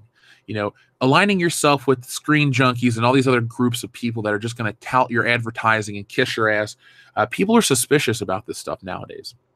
So they're no longer associated with certain brands and podcasts and this and that. They're off to do their own thing. They're going to keep themselves out of the fan community to a degree. And I consider that a good sign for a channel like this. I'm not saying that we have, you know, twisted their arm and led them away from other podcasts because we didn't bring them in our direction to make, you know, a bunch of money. No. I think if anything, we made people really cautious about Star Wars, and that's a good thing. I think people should be cautious about all entertainment. You know, you need to find out when you should get into something, and if you should get into something, and let people that you trust at least tell you about it. Like I told you, I wasn't in love with the new Halloween, but I think everyone should go out and see it for themselves because it's a fine movie. It deserves the money it made. I just wasn't as impressed as I wanted to be. But let's stop sharing this Halloween schedule. People have seen that they got enough time for it. And if you're out there listening, folks, it starts at 10 a.m. We're doing Cabin Fever, Killer Clowns from Outer Space, Ernest Scared Stupid, Sorority House Massacre 2, Creep Show, Zombieland, Halloween 1978, Maximum Overdrive. And if there are at least 200 to 300, at least 250 people watching at the end of our stream, we're going to do a bonus flick that everybody loves. So make sure that you guys are here towards the end if you want us to go all night long into the 1st of November. Shit, I might even do Good Morning Pop Culture at the end of this stream. So who knows? Just be on the lookout for that and spend your Halloween with us. Unless you have kids and you're going to take them trick-or-treating. That's more important. Now, when I was a kid, some of my happiest memories were going trick-or-treating. Either my mom took me, and if she had to work, my grandma took me, or certain years, my uncle with leukemia, he took me with his kids. So I always got to go trick-or-treating. It was a lot of fun. Don't take it away from your kids or a brother or whatever. Let them enjoy it because the older they get, society gets dumber, and people will have to trick-or-treat at like 7 in the morning on their way to school for safety concerns. Shit like that. So don't do it, man. Don't ruin it. Somebody said Cabin Fever has good tits in it. You mean Serena Vincent? I've met her on multiple occasions. She's a good-looking woman, and she's very nice. So, Serena Vincent, we salute you. And I literally just saluted my microphone. So, thank you very much. So, what else do we have to talk about this morning? This has been a really strong episode of Good Morning Pop Culture. Just want to put this out there. I'm working on another video. People like the single-release videos. Well, they're not going away. My next one has been recorded, and today I'm going to spend the day editing the footage together and getting it out there probably tomorrow morning. It's a topic that nobody else on the Fandom Menace is covering because it's my wheelhouse. It's my yard. This is a topic that I cover extensively. The best on YouTube. I will take that credit. Ethan will take credit for Chuck Wendig. I cover Star Wars toys like nobody else. That is our channel. We're the Star Wars toy channel, the guy that goes out and films the shit. I think a couple people realized what I was doing when I was out in public the last couple of times, but that's cool. They didn't get in the way. But make sure you guys have checked out the latest one that I put out on Saturday morning because it's a good one. It's got a lot of great editing. It was a lot of fun. And this next one has a lot of important information. It's in many ways the sequel to that video. And then I got a couple more that I'm playing around with in my mind. But you guys requested it. I'm going to give it to you.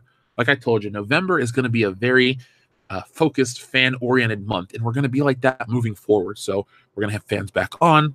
It's all about community, and we want to grow more in November than we did in October, which is more than in September. You know what I'm saying? We want to just keep going forward. We haven't slowed down to a point where we're not growing. We just want to get more people involved and show how much fun World Class Bullshitters is.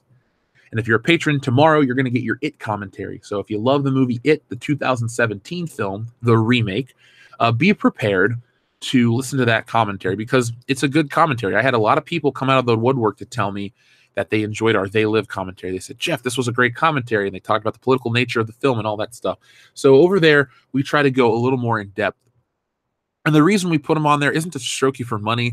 It's because currently our recording software records the audio from the film. And I don't want to get a copyright strike on YouTube because I've had a lot of my older videos all of a sudden get hit. So that's one of the reasons why. There are going to be more single videos. There's going to be another comic book too. Every day. The one thing I feel bad for is I get constant emails and tweets and private messages. Is it too late for Stealing Solo? Can I get a copy of Stealing Solo? Where's Stealing Solo? I said, it's over, guys. I'm sorry. I gave you guys the ample time to order it, and it's over. So get our next comic book. Maybe somebody like Superfan Adam Shawhan will let you borrow one of their 400 copies they bought. You have to wear the white gloves. That'll come with his editions only. But, maybe find a friend, ask somebody.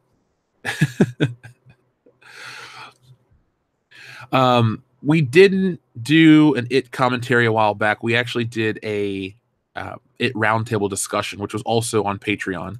So this is different. This is an actual commentary because I hadn't seen the movie except once in theaters. Now that I have it on home video, I watched it again.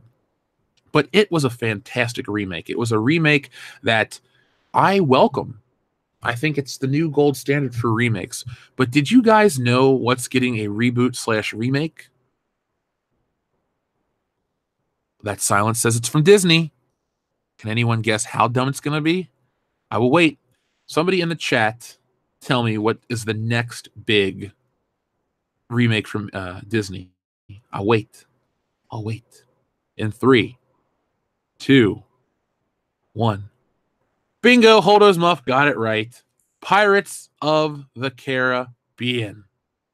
Yes, Pirates of the Caribbean is getting a reboot from the writers of Deadpool. Seriously, folks, for all the damn reboots that you don't want to make, why Pirates of the Caribbean? They just did, what, 5 of those movies? It's not even an old franchise. It came out 15 years ago. We're eyeing Spider-Man territory. Hey, 2002, Spider-Man. 2012, reboot. 2017, reboot. You know, we're due middle of next year for another Spider-Man reboot. And now, Pirates of the Caribbean. So Disney is considering rebooting the Pirates of the Caribbean movies and has Deadpool writers duo Rhett Reese and Paul Winnick in talks to work on the project, with the Pirates of the Caribbean films having grossed $4.5 billion worldwide across 5 movies now. It's never really been a question of whether the House of Mouse will try to continue the swashbuckling franchise. Rather, the question has always been how they will attempt to do it. My thing is, Johnny Depp is that franchise. I know people like to say Jeffrey Rush and some of the other characters, Orlando Bloom, Keira Knightley. That's nice. That's nice. It's cute. Keira Knightley, Orlando Bloom, they're the secondary characters. Jeffrey Rush, best actor in all the movies. He's not the main event. Johnny Depp is. And when you're going to make a reboot about a character, a franchise, and you're not going to put that main character into it, it's going to flop. I would put down a double Dukes Brothers bet that without the Jack Sparrow played by Johnny Depp, Pirates of the Caribbean film, the movie's going to flop miserably. I can't believe that we're already in a world where we're going to reboot it. And one just came out last year. How'd it do? Let's see. Last year took in almost $800 million alone. It's not a flop. I'm sorry it wasn't in that $1 billion club, Disney, but just because your movies don't make $1 billion don't mean you need to reboot them. If they reboot Pirates of the Caribbean, this movie will flop financially because everybody knows Jack Sparrow, Johnny Depp. That's his most iconic role. He had this massive comeback. Well, he never really went away, to be fair, but he's so identified with that character that no one else can do it justice. You know, people dress up, they try to be like him. He's the face of the franchise. Now, it's not like Star Wars where you have multiple characters that you can follow their arcs. Obi-Wan's, Darth Vader's, Luke, Han, Leia, all those people.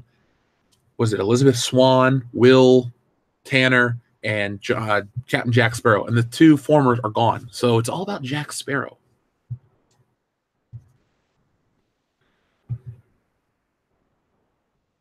It's going to be all female. Oh, Jesus. They made fun of that in the new Spider-Man game.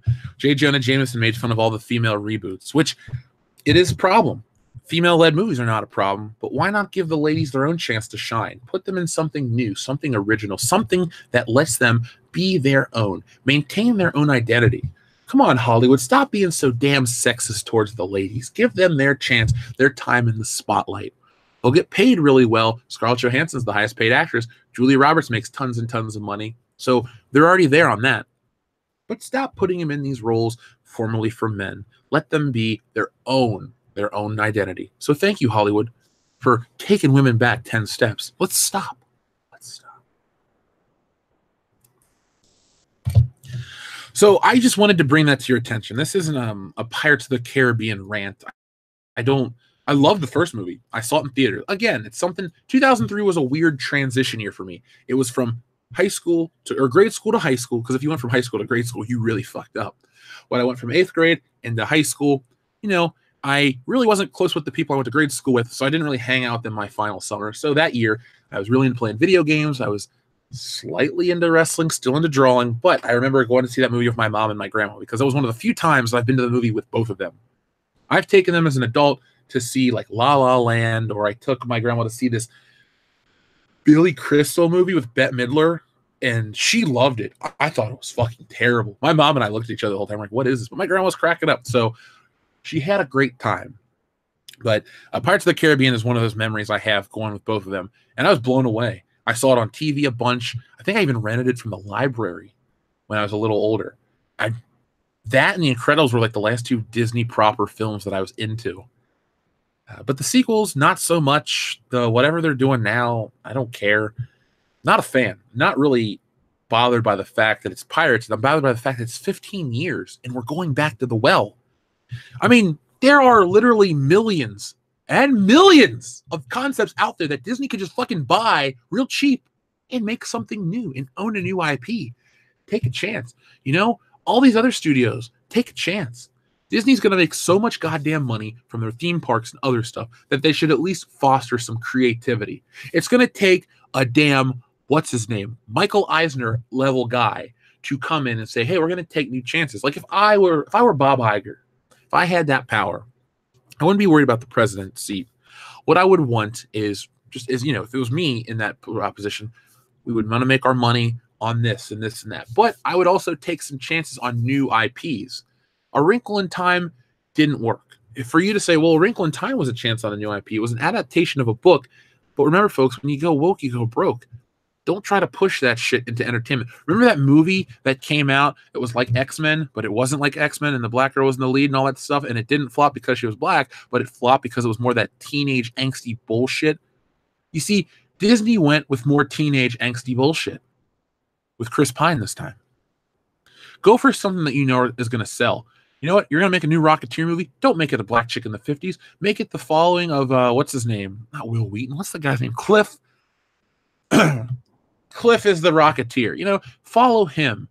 Put him in World War II. Do something. Make the Rocketeer this big, crazy action flick. Try something like that. Don't try to subvert our expectations. Give us something we want to see, or adapt something brand new. That's all I can say. That's all I can say.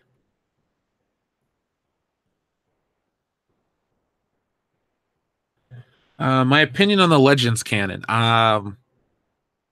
It was canon at one point in time, so it's still canon to me. No matter what Disney says, you can't just take away what previously existed. Also, if you want to acquire the Legends canon, do what I do. I don't call for reboots, but I tell you this, I do call for this.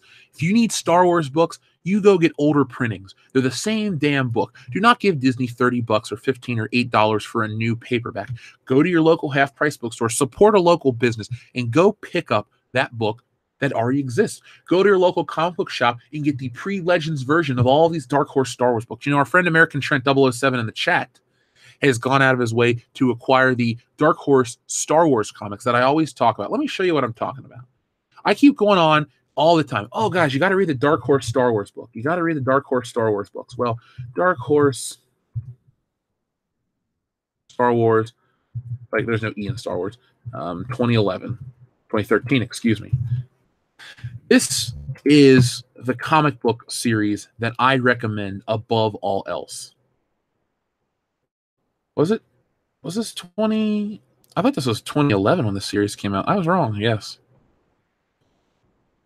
No, when did it come out? Yeah, well, January of 2013. Okay, so I was wrong. This is still one of the best Star Wars series I've ever read. If this and classic Star Wars, if you guys want, if you need more Star Wars, I strongly suggest you pick up this book. Better than any of the Marvel stuff. And I've read Marvel stuff. I don't lie to you guys and just say, oh, it's better because I said so. No, check it out. So it takes place between episodes 4 and 5. The artwork is great. We have an Alex Ross cover right here. We have all kinds of excellent story arcs. You guys can check it out. You know, these books exist. You can go get them. But I loved it. I thought this series was just fantastic. And that's what you need to do if you really want Star Wars canon. You just go get yourself the stuff and don't buy the new versions. You know, get those. I'd love to show you guys more of the artwork, but for some reason it wants to show me the Star Wars book that's about, you know, the unpublished movie script, which is a cool concept. Again, that stuff we'll never see because George Lucas can't get credit for anything anymore. We have to act like George Lucas doesn't exist. And, you know, oh well. Disney, you can't alter history. We know the truth. We know the truth. You want more good Star Wars? Well, I'll tell you this, Mondi. I guarantee you haven't consumed everything that's out there that's good. So there is more out there. All you got to do is pick it up. Trent did it. If you guys ever need a question, ask Trent. He's in the chat every day. He knows some good Star Wars stuff because he has a direct connection to me. We talk about all kinds of Star Wars stuff. Now I'm trying to show you guys classic Star Wars comics. It's a specific series, and it's drawn by Al Williamson for the most part. There are other artists, but these were the newspaper comics that were turned into regular comic books. And let me give you guys a quick visual to what I'm talking about. The artwork, I love it. It's very old, but that doesn't make it bad. So here we go. Here's a cover right here. There's Princess Leia. She's still rocking the buns. You got to remember, folks, a lot of these stories came out, back in the 80s. These stories came out in the 80s. And one thing they do is they take place between A New Hope and Empire, so Han Solo can be in the story. So these don't take place like the Marvel books in the 80s took place between Empire and Jedi. There's no Han Solo. Lando, new characters come in, all this stuff. But this has Han Solo in it. So they did The Empire Strikes Back, and the story's great. They did other stuff. And it's fun, too, to see how they adapt Star Wars costumes. If anything, this is the most pure form of Star Wars Expanded Universe artwork because this is when Star Wars was contemporary. It was new. So they took what existed from the time period it was created in and created new costumes, new outfits. It's not like they do nowadays where everything is inspired from the prequels and this and that and the other. Like, this was the most pure, unadulterated stuff. And it was great. And I mean, Vader looks like Vader. This is from Marvel, so I suggest if you see the Legends line, you just skip it and do something else. You get the Dark Horse one. This is another Marvel one. Here's a Dark Horse one. They're the same comics, the exact same books. You don't get anything special. They're not recolored and all this extra crap. I mean, there's Vader, and that's cool looking to me. That looks just like Darth Vader. You can't really, if you go from the earlier Marvel stuff, here's an early Marvel thing. That doesn't look like Darth Vader. That does. So that is my suggestion. If you need more and you like comic books, check it out. It's fun. They fight like a giant shark. They do crazy. No, they fight a giant squid in one issue. It's a very interesting comic, and here's some interior work for it. So it looks great. I mean, that looks just like a sand trooper. This artist, Al Williamson, made sure that he got the droids right, this and that and the other, the ships. Here is a Marvel comic from the earlier stuff. I believe this is Carmine Infantino work, and he takes a lot of artistic liberties. The stormtroopers don't look like that, or don't look that great. Those aren't the guns they use, this, that, and the other. But with the Al Williamson stuff, I mean, that looks like a panel out of a movie. And here's more Al Williamson artwork. This is, the same artist on a different book. Straight out of the comics. And here's some of the newer stuff from Marvel, and it's okay. It's not bad artwork. I can't really shit on it.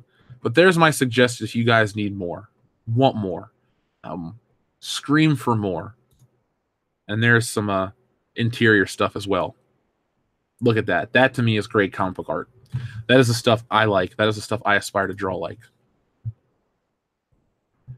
So let's see where we're at in terms of everyone else. Okay, so we still got over almost 340 people watching. So good morning to everyone. Let's hit that melee button. Smash it up. Like it. Hit it. Boom. So it seems like a lot of people are pretty, accepting of the Dark Horse Star Wars stuff. I was too. Guys, check out the Dark Horse Indiana Jones stuff. It's great. Dark Horse Comics even did Bond. In the 90s, they were, the number 4. Image was the number 3, obviously. But Dark Horse had really good stuff come out. And you can get that stuff for pennies on the dollar now. So why the hell not? Why not go pick yourselves up some of those copies? Go out, pick up some comics. Have a good time. Hell, if enough people pick up a book, we could do a round table. We could do like a book club. Oh, what did everybody think of Classic Star Wars #1? And we could talk about it. Maybe we should do that. You're not going to get that on any other channel, like a nice fan book club based on a Star Wars comic. We should try that. Press 1 if you would be interested in that. And if you're listening to this online through Stitcher or iTunes or other thing like that, or if you're listening at a later date, just tell me in the chat or the comment section below, hey Jeff, I'd be interested, or shoot us a message or a tweet or something like that. It could happen. Like I said, anything you guys want to do with that would be okay with me. I heard about the KOTOR stuff, so it is what it is. It sucks, but it is what it is. There's our tire tread rolling in. Boom. There we go. At this point, Harmony should collaborate with the Criterion by making a 4K or 6K restoration of the original camera negatives for the original trilogy. It would be the best ever. You know, it'd be nice, but anybody could do it. I don't think Harmony needs to be the one guy that does it. I think he's just the face of the guy that's very passionate about it. But I would rather have an actual professional, you know, whoever is in charge of, like, the Wizard of Oz restoration looks great. That person should be the person who restores Star Wars, an 8K transfer for the original trilogy.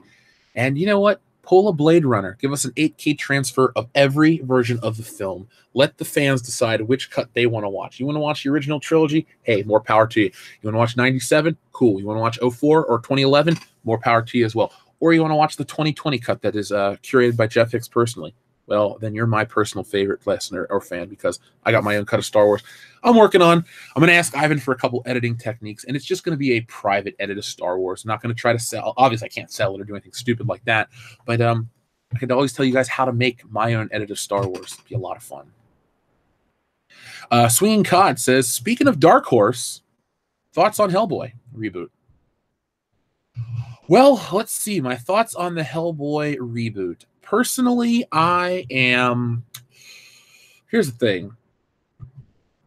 I like the first Hellboy a lot. Didn't like the second one. I'm okay with David Harbour playing Hellboy. I think he looks good, but I didn't like how the poster says legendary AF. I don't like when they put internet slang in movie posters. It just doesn't work, because not everybody knows AF stands for as fuck. And I'm not trying to sound like an old grandpa in my 30s now. My problem is you lower that bar to appeal to some people on social media. Yeah, you want to market to those people on social media, but you want everybody and their mom in the theater for your movies. You don't want to lower that. I think the legendary AF poster was stupid, but the look was great. I hope we're not going to be in line for that snarky bullshit that's like 2018 cell phone speech. Give us snarky, fun dialogue. Even if Ron Perlman's not involved, I can buy a new Hellboy. I just am not excited. Plus, the Golden Army, I don't like it, man. But I got Hellboy on Blu-ray. I got it on DVD. I have some Hellboy comics. I'd like to meet Mike Mignola. I like the character a lot. I love it has a name. It's like Churrasco or something. That style of art, the heavy blacks. I love that stuff. I've tried to draw like that quite a bit, to some levels of success. You can check out my first post on Instagram, has me do some very Mike Mignola, Frank Miller heavy shadow work. And part of Stealing Solo has that. The book, it's all drawn by me, so it's stylistically the same, but there are moments of atmospheric change, and that's when you do a little different of a style to show the change and, the tone of the story.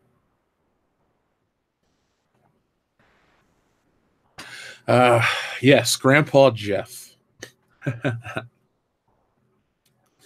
Don't throw out your other copies of Star Wars if you bought the box set, you only wanted the original cut. Sell them on eBay.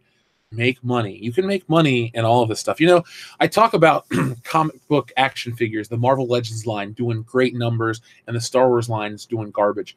I mean, I'm involved with a lot of these collector community groups online. Thankfully, they don't know I'm the same guy that makes the videos, because they either like to talk about them or rip into them. But overall, most people seem to like those videos. I look at the ratio. It's a good thing. But I see the Marvel collection at an all-time high. People are nuts for this X-Men shit. People don't really talk about Star Wars. You want the new Princess Leia? Go to Target. She's there. You want the new Gamorrean Guard? It's at Target. It's there. Just, you can tell what's going on right now with the level of fan excitement. You can tell what's popular by, if it's popular, it will sell. If it's not, it sits there. It took them to clearance out Star Wars The Last Jedi toys for $1 at Kroger to move them at some stores. 5 weeks after the movie came out. That's a new lap record. Excuse my Star Wars reference.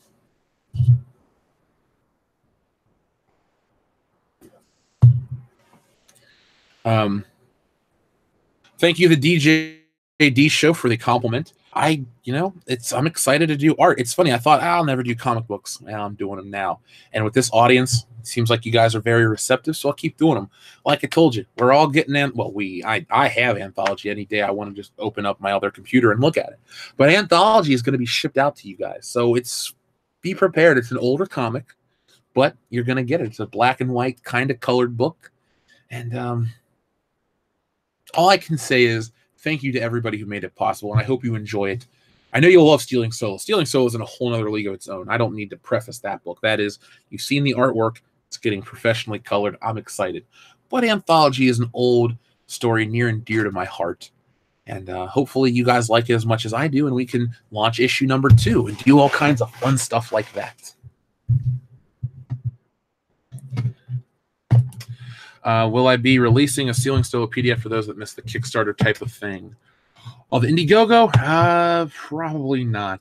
I don't know. I'll admit I've been contacted a bunch. If even there's somebody I can't say their name publicly, but somebody has interest in it. If they show more interest, maybe, or maybe I'll just give them a copy and call it a thing. But no, there's somebody. If somebody I can't talk about that has interest in the book. So you guys will have to wait and find out. But thank you to everybody out there. That's okay. You said you missed Stealing Solo now. Well, I'm sad you missed it too. But like I told you, Superfan Adam Shawhan has 4,500 copies being I'm just going to drive him to his house. It's cheaper than shipping all those books. So come over. Maybe he'll let you read a couple.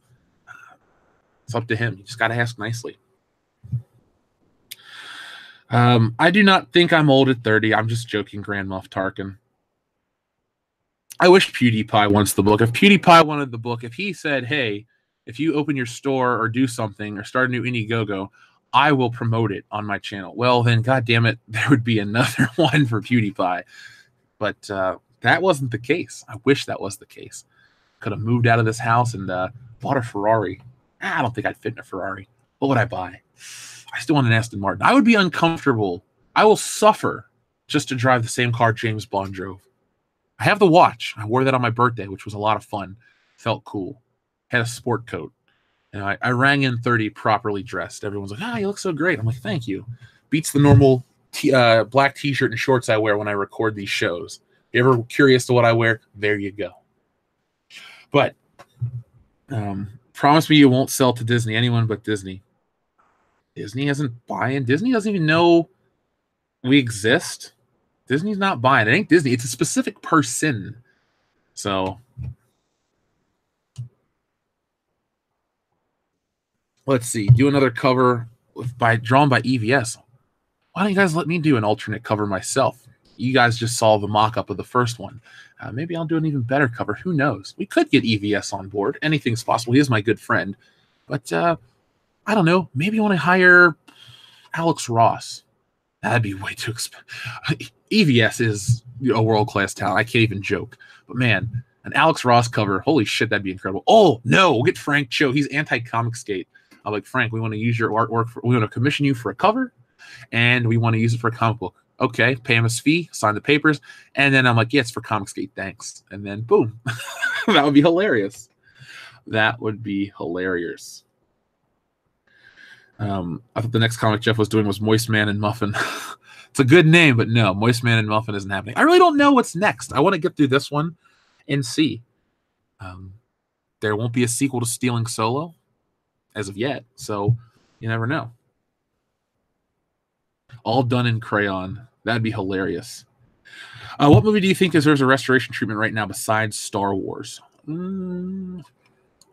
I think most movies deserve that restoration treatment if they were big hits, culturally significant. Back to the Future had a good restoration, I guess.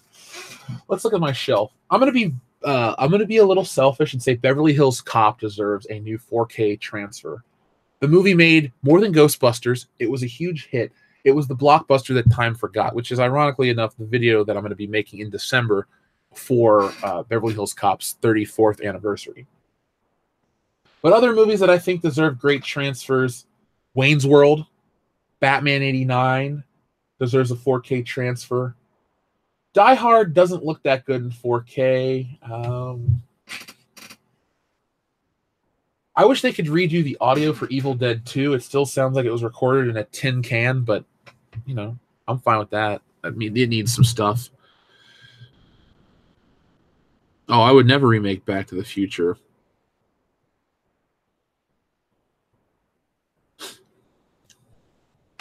Let's see. It's close between Ghostbusters and Beverly Hills Cop. I love them both, though. I love both films as well, but Ghostbusters has a 4K remaster. Beverly Hills Cop does not. Beverly Hills Cop does not.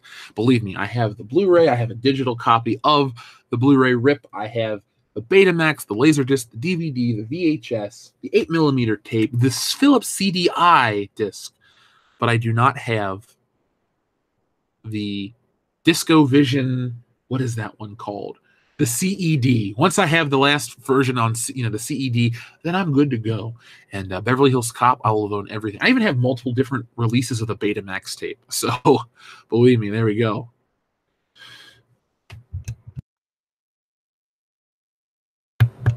Naked Gun. That's a pretty good movie. Have I seen the 3D Predator Blu-ray any good? I have it.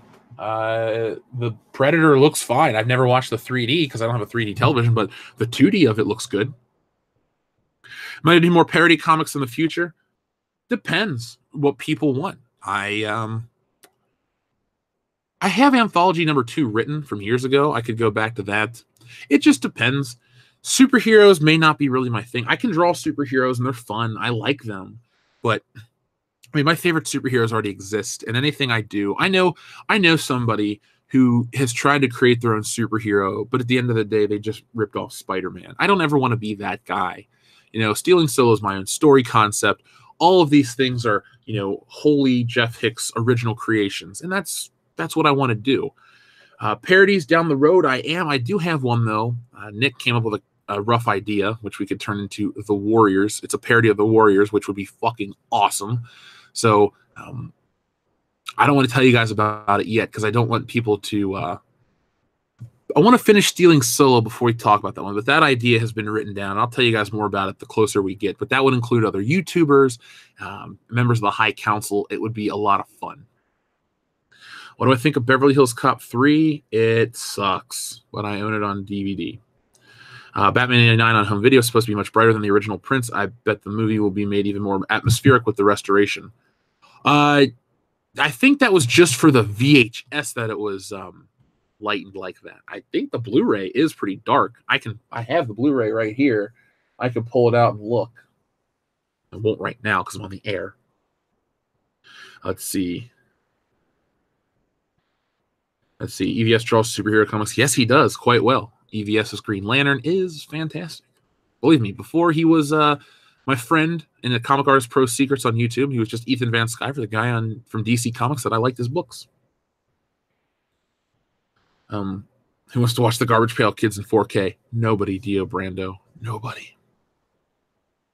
Yeah, Eddie Murphy has lost his mojo. That's why if people said, Jeff, what do you want to do? I want to get this channel really big. I want to get us into our skit show. Comics are great. I'm not going to betray the people that backed us. You'll always get your books. If I promote one, it'll happen. I do a big part of me. Like I'm right here. I have a little sketch that I did of a really crappily drawn Batman next to my vitamins I have to take and the address of the Walgreens that I had to pick up my Beverly Hills Cop jacket at.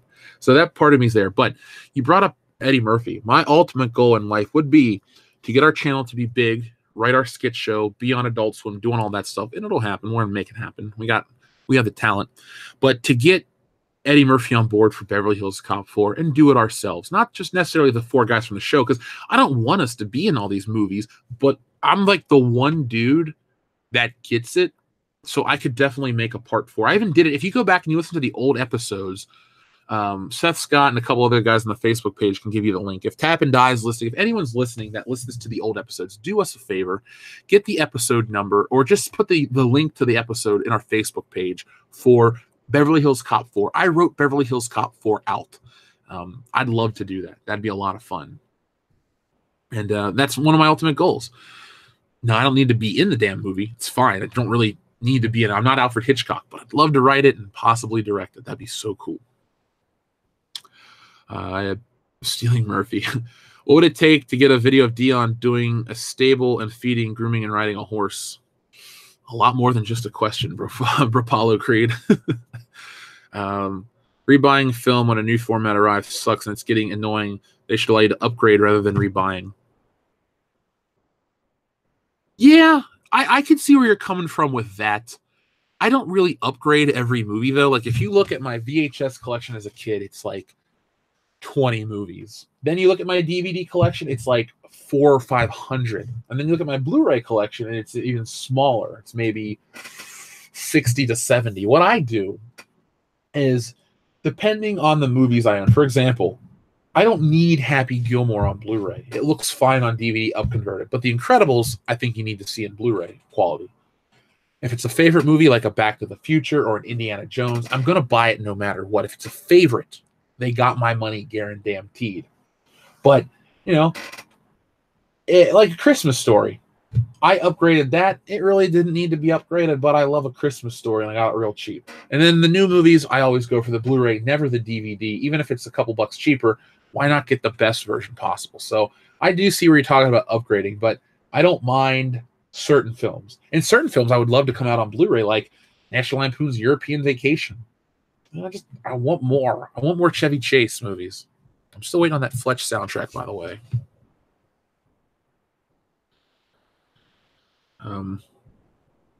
I got a VHS ripped version of the original trilogy, no special edits. Yee! Well, Barbara Alpha, you can get HD rips of the original trilogy.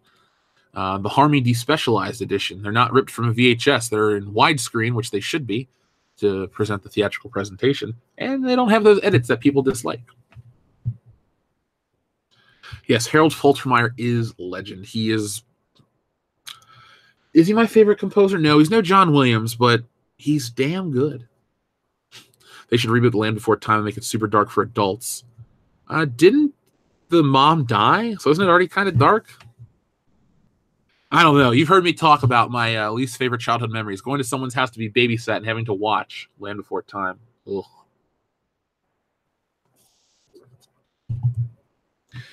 If you haven't seen Dave Built a Maze, it's actually a pretty good movie. I have not even heard of it, but I've seen Dave, the movie with Kevin Kline, where he becomes the presidential imposter and falls in love with Sigourney Weaver. I like that movie. It's dumb, but I like it. It's one of those 90s flicks that has the most forgettable soundtracks of all time, but it's Frank Langella did a good job. So if you haven't seen Dave, watch it. It's a perfect Saturday morning, I don't have anything to do until my friends come over type of movie. You'll forget it by the end of the day, but you'll be entertained for the 90 minutes or 2 hours.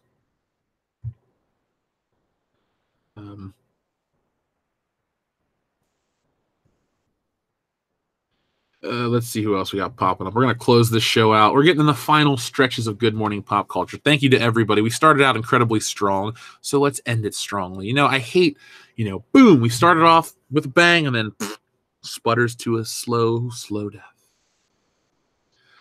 I hope they don't reboot Fletch. I will quit this channel when they do. Unless it's Jason Lee. Chasing Amy's Jason Lee is the only Chevy Chase equivalent I will accept. Or Jason Sudeikis. But not Ed Helms. Sorry, Ed Helms. You're a shitty Rusty Griswold. You are the worst Rusty Griswold. Anthony Michael Hall is the best. Then Anthony Michael Hall. Then Jason Lively. Then Johnny Galecki. Then Ethan Embry. Then Ed Helms. Basically, in the order they appear is the best. And so he goes, but Johnny Galecki was on The Big Bang Theory. You know what? The Big Bang Theory sucks. I'm glad it's getting canceled. And he was a fine Rusty Griswold, but Jason Lively was much better. Have you guys seen European Vacation, where he does the Some Like It Hot dance and all that stuff? His Rusty Griswold had character. Christmas Vacation is really more a Clark Griswold story. European Vacation, all the people in the family have agency. Therefore, I find Jason Lively's to be better. When will I be transitioning over to the Good Morning Pop Culture channel? November the 5th. So, folks, mark your calendars. Get your phones ready. Get your alarm set. I know that digital watch I bought for my Axel Foley costume goes off every night at midnight. So when it goes off at midnight on November the 5th, well, remember, that morning I'll be on the Good Morning Pop Culture channel. And so it's going to be the same rules apply. We got to hit 200 viewers to start the show, X, Y, and Z. Everything will be good. But let's make sure we get those numbers up. It's doing well in the subscribers. It's already like 1,200 people. So hopefully everyone goes over to check it out. It'll be exciting, to say the least. Yeah,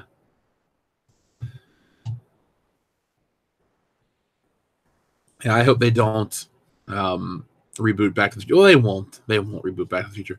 Vegas Vacation was funny, better than some of the other sequels and miles ahead of the reboot. Yeah, I like Vegas Vacation. I like the movies in the order they came out as well. The first one's the best. I like European Vacation. Christmas Vacation does hold a special place in my heart, though. I hate the music. Ugh. And then I like Vegas, and I like, there's even a little made-for-TV short. Oh, it was an internet commercial about Clark and Ellen Griswold going to a hotel. If you guys haven't had a chance to watch that, it's on YouTube for free, so check it out.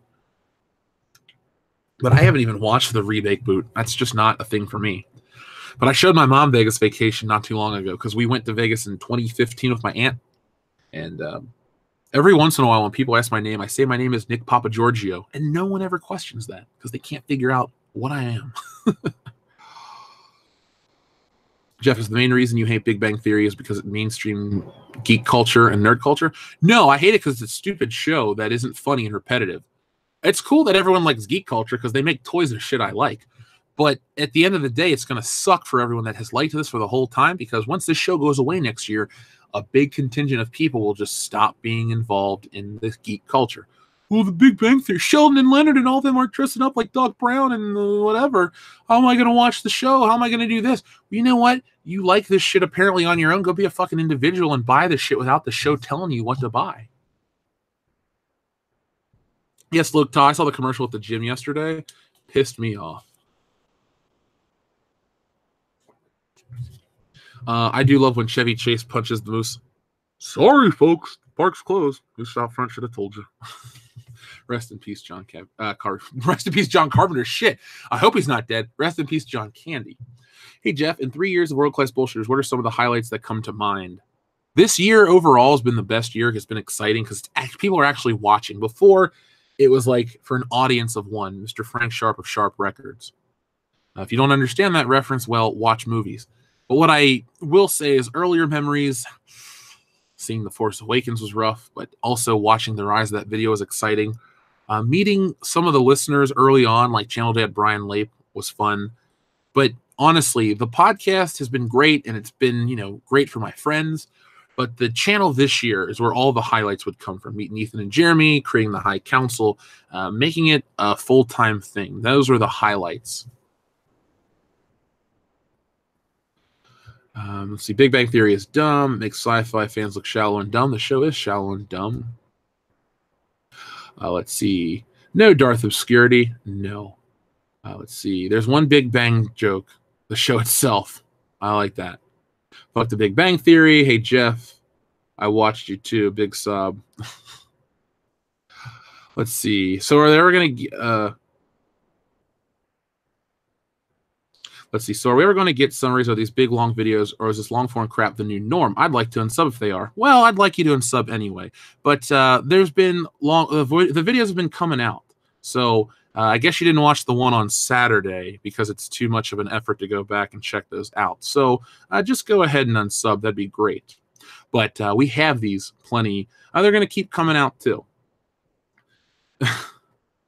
Let's see. I watched Big Bang Theory with the volume off to dissect the suckiness of it for fun. Well, you and I have different definitions of fun, but it sounds like a pretty good time. Favorite Star Wars game is Star Wars Rogue Squadron 2 Rogue Leader. Let's see. It's been great to see World Class Bullshitters grow, and all you peeps here rock. They do. They do rock. B-Dad 8504 burn.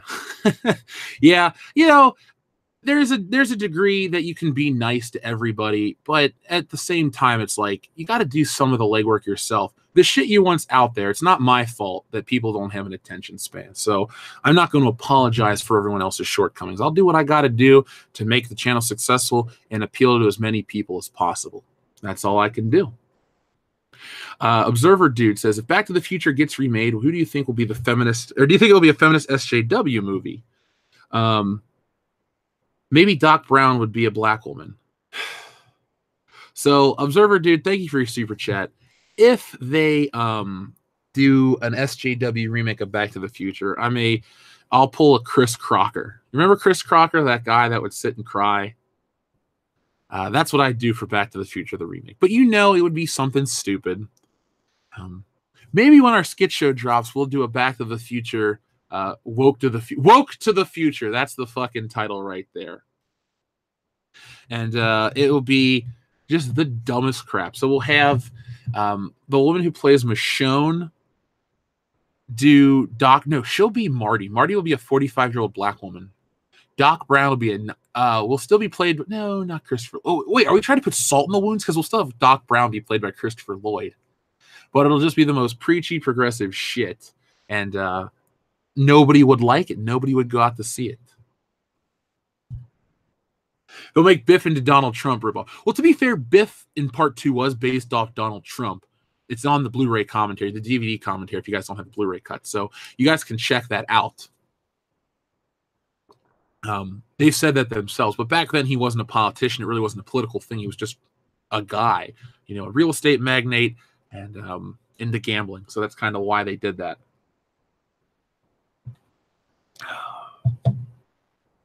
Doc Brown will be played by Chris Evans. Ugh. Great. Captain America is going to tell you about time travel and stuff. Make a woke parody of Back to the Future. I could do that. Did come up with it here. Woke to the Future. Oh my God, that'd be terrible. It'd be a nightmare. Stephen Morgan, thank you very much for Super Chat. Episode 9 will have the Millennium Falcon fly around the sun and go back in time because JJ has to get his ideas from somewhere else. Oh, I love the Star Trek reference right there. Boom.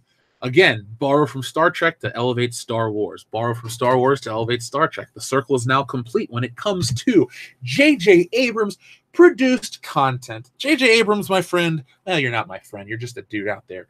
You're going to tell everyone they're intimidated by women. J.J. Abrams, please outdo yourself in the category of ripoffs. Rip off yourself. You remember the red matter from Star Trek 2009? Can we have the red matter appear in Star Wars? Can we have John Cho just randomly appear as a character, an NPC? I'd like that. Wouldn't you guys? Wouldn't you like? Do me a favor. Tell me how stupid J.J. Abrams Episode 9 can be by borrowing from his previous films. That's all I can say. Try it. Jeff, did they up the color/picture quality on the Back to the Future Blu-ray? It looks fine. I really don't know what to compare it to besides the DVD. And the DVDs themselves had issues. A Blu-ray looks good enough. It does have picture grain, but I mean, people like that, so that's part of it. Eat lead slackers. Oh, Mr. Strickland. I love that guy. Didn't he ever have hair? Let's see. We were imagining pure SJW hell now. We are. This is what hell looks like. Progressive Back to the Future. Ew. If there is a smoke monster in Episode 9, I will not be surprised. I won't be surprised too, Amy. I won't be surprised too. Red Matter, Star Killer. Oof. Jeff, you read my mind. Thank you, Barbarella Alpha. Marty McWoke. Star Wars lens flares. Oh, God damn. I would hate that. I mean, did they put any in Episode 7? That was the big concern. Everyone's like, oh, there's going to be lens flares in this movie. And then the movie came out and it was like, it's so many other things. Lost, greatest plot twist ever. Then it fell off. Or pilot ever, and then it fell off. Let's see. Alec Munoz, I think, has the winner right here with a super chat. They can just make Episode 9 part of Cloverfield. I like that idea. So, the Cloverfield paradox was a big disappointment. I thought Cloverfield 1 was good. Number 2 was great. 10 Cloverfield Lane. Oh, my God. I saw that after working a convention. I was kind of burnt out, but I got a $30 cheeseburger. Well, it wasn't $30 for a cheeseburger. That included a beer and other stuff. My point is, we went to this place to celebrate, and we went and saw 10 Cloverfield Lane. And holy shit, was that movie excellent. So you can only imagine the excitement, the level of excitement I was at with the Cloverfield paradox. And then I saw it, and it sucked. So, sure, Episode 9 is another Cloverfield film. The Cloverfield monster appears, and Rey cuts its head off with one fell swoop of her new lightsaber staff. Back to the Future remix car will be a Prius. Oh, come on. Ew. Let's see. Yeah, Paradox was terrible. Didn't like it. And of course, Back to the Future doesn't need a remake. I would never advocate. It's nice that Bob Gale and Bob Zemeckis won't allow it. I only wish Bob Zemeckis would talk more openly about Back to the Future. He doesn't hide from it at all. That's never the thing. But if you notice the way his movies are marketed, from Robert Zemeckis, the director of Flight and Forrest Gump, it's like, what the fuck about Back to the Future? That's his biggest movie. Maybe people want to say Forrest Gump is more poignant. Back to the Future is part of popular culture forever. More people know Marty McFly than almost any other movie character out there. Give Time Cop a remake instead. I like Time Cop. Marty McFly to be played by Tom Holland in the remake. Ugh. I mean, he looks close enough that people would buy it. Mr. Stark, I mean, Doc Brown, that'd be the whole movie. But Michael J. Fox was a whole nother level of actor. Tom Holland's an okay Spider. He's a good Spider-Man. He's fine. I don't hate him. But Michael J. Fox had so much charisma for the kind of guy he was. He had his little mannerisms. He had all kinds of things, his jokes. Go back and watch Family Ties. Even the episodes before Back to the Future came out, and Alex P. Keaton is essentially just Marty McFly to a degree. You know, watch how he walks around with his hand in his pocket and does the motion. He's just got certain things that he always would use, and that's a Marty McFly callback. Tom Holland doesn't have anything unique to himself. Let's see. I don't have any favorite neighborhoods. All I can tell you is away from the one I currently live in. Stephen Morgan, thank you very, very much again. Luke's memories were passed on to the titty milk creature and needs to be taken back to Tatooine before it matures. Only problem is that Luke's body disappeared. Whoops. Every time I think of Star Wars now, we didn't know where the blue milk came from, but we now know where the green titty milk came from. That's a Ryan Johnson joke. Thank you, Ryan Johnson. Your sense of humor has permeated Star Wars, the Disney Star Wars, and now it's just one big joke. God, it was so dumb. Everything about that movie was so dumb, but it's not as bad as the movie we're going to talk about on Thursday night, folks. So make sure you guys are going to watch World Class Bullshitters episode 146 for that one. But Luke's memories through titty milk. So it's like an STD through milk. So if white milk, according to PETA, white milk is the sign of, the whatever, white superiority or something, dumb shit like that, white supremacy. Is green titty milk like the sign of like hallucinogenic transference of memories or some shit like that? You see, it sounds dumb when I say it, and it sounds even dumber when PETA says it. So great job, guys. This is where we are in the fucking future. We equate milk to white supremacy. What a dumb world we live in. Thank you, Stephen Morgan, though, for everything. Again, tell your mom happy birthday again this Sunday. Give her a good hug, too. Let's see. Rick and Morty is the teenager's edgy Futurama. I like Rick and Morty enough to watch it. I've seen every episode that's on Hulu, so I guess that's every episode that exists. I'm personally excited for tonight's Goldberg's episode because Freddy Krueger himself, Robert Englund, is going to be on the show. Now, guys, I wanted to tell you something, too. I was looking at a little, an article online, and it was talking about Robert Englund. He actually worked on the first Halloween film. He was one of the people that went out and helped the leaves out there. So I thought that was pretty cool that he was involved with that movie, even though he's not technically in it. So Freddy Krueger was working on a Halloween movie. So there you go. Robert Englund was both Halloween and The Nightmare on Elm Street. Boom. There you go. Michael J. Fox was a force in the 80s. Thumbs up for a Michael J. Fox stream. We could definitely do a Michael J. Fox live stream. Back to the Future. Well, we wouldn't even do Back to the Future. That deserves its own 3 streams event.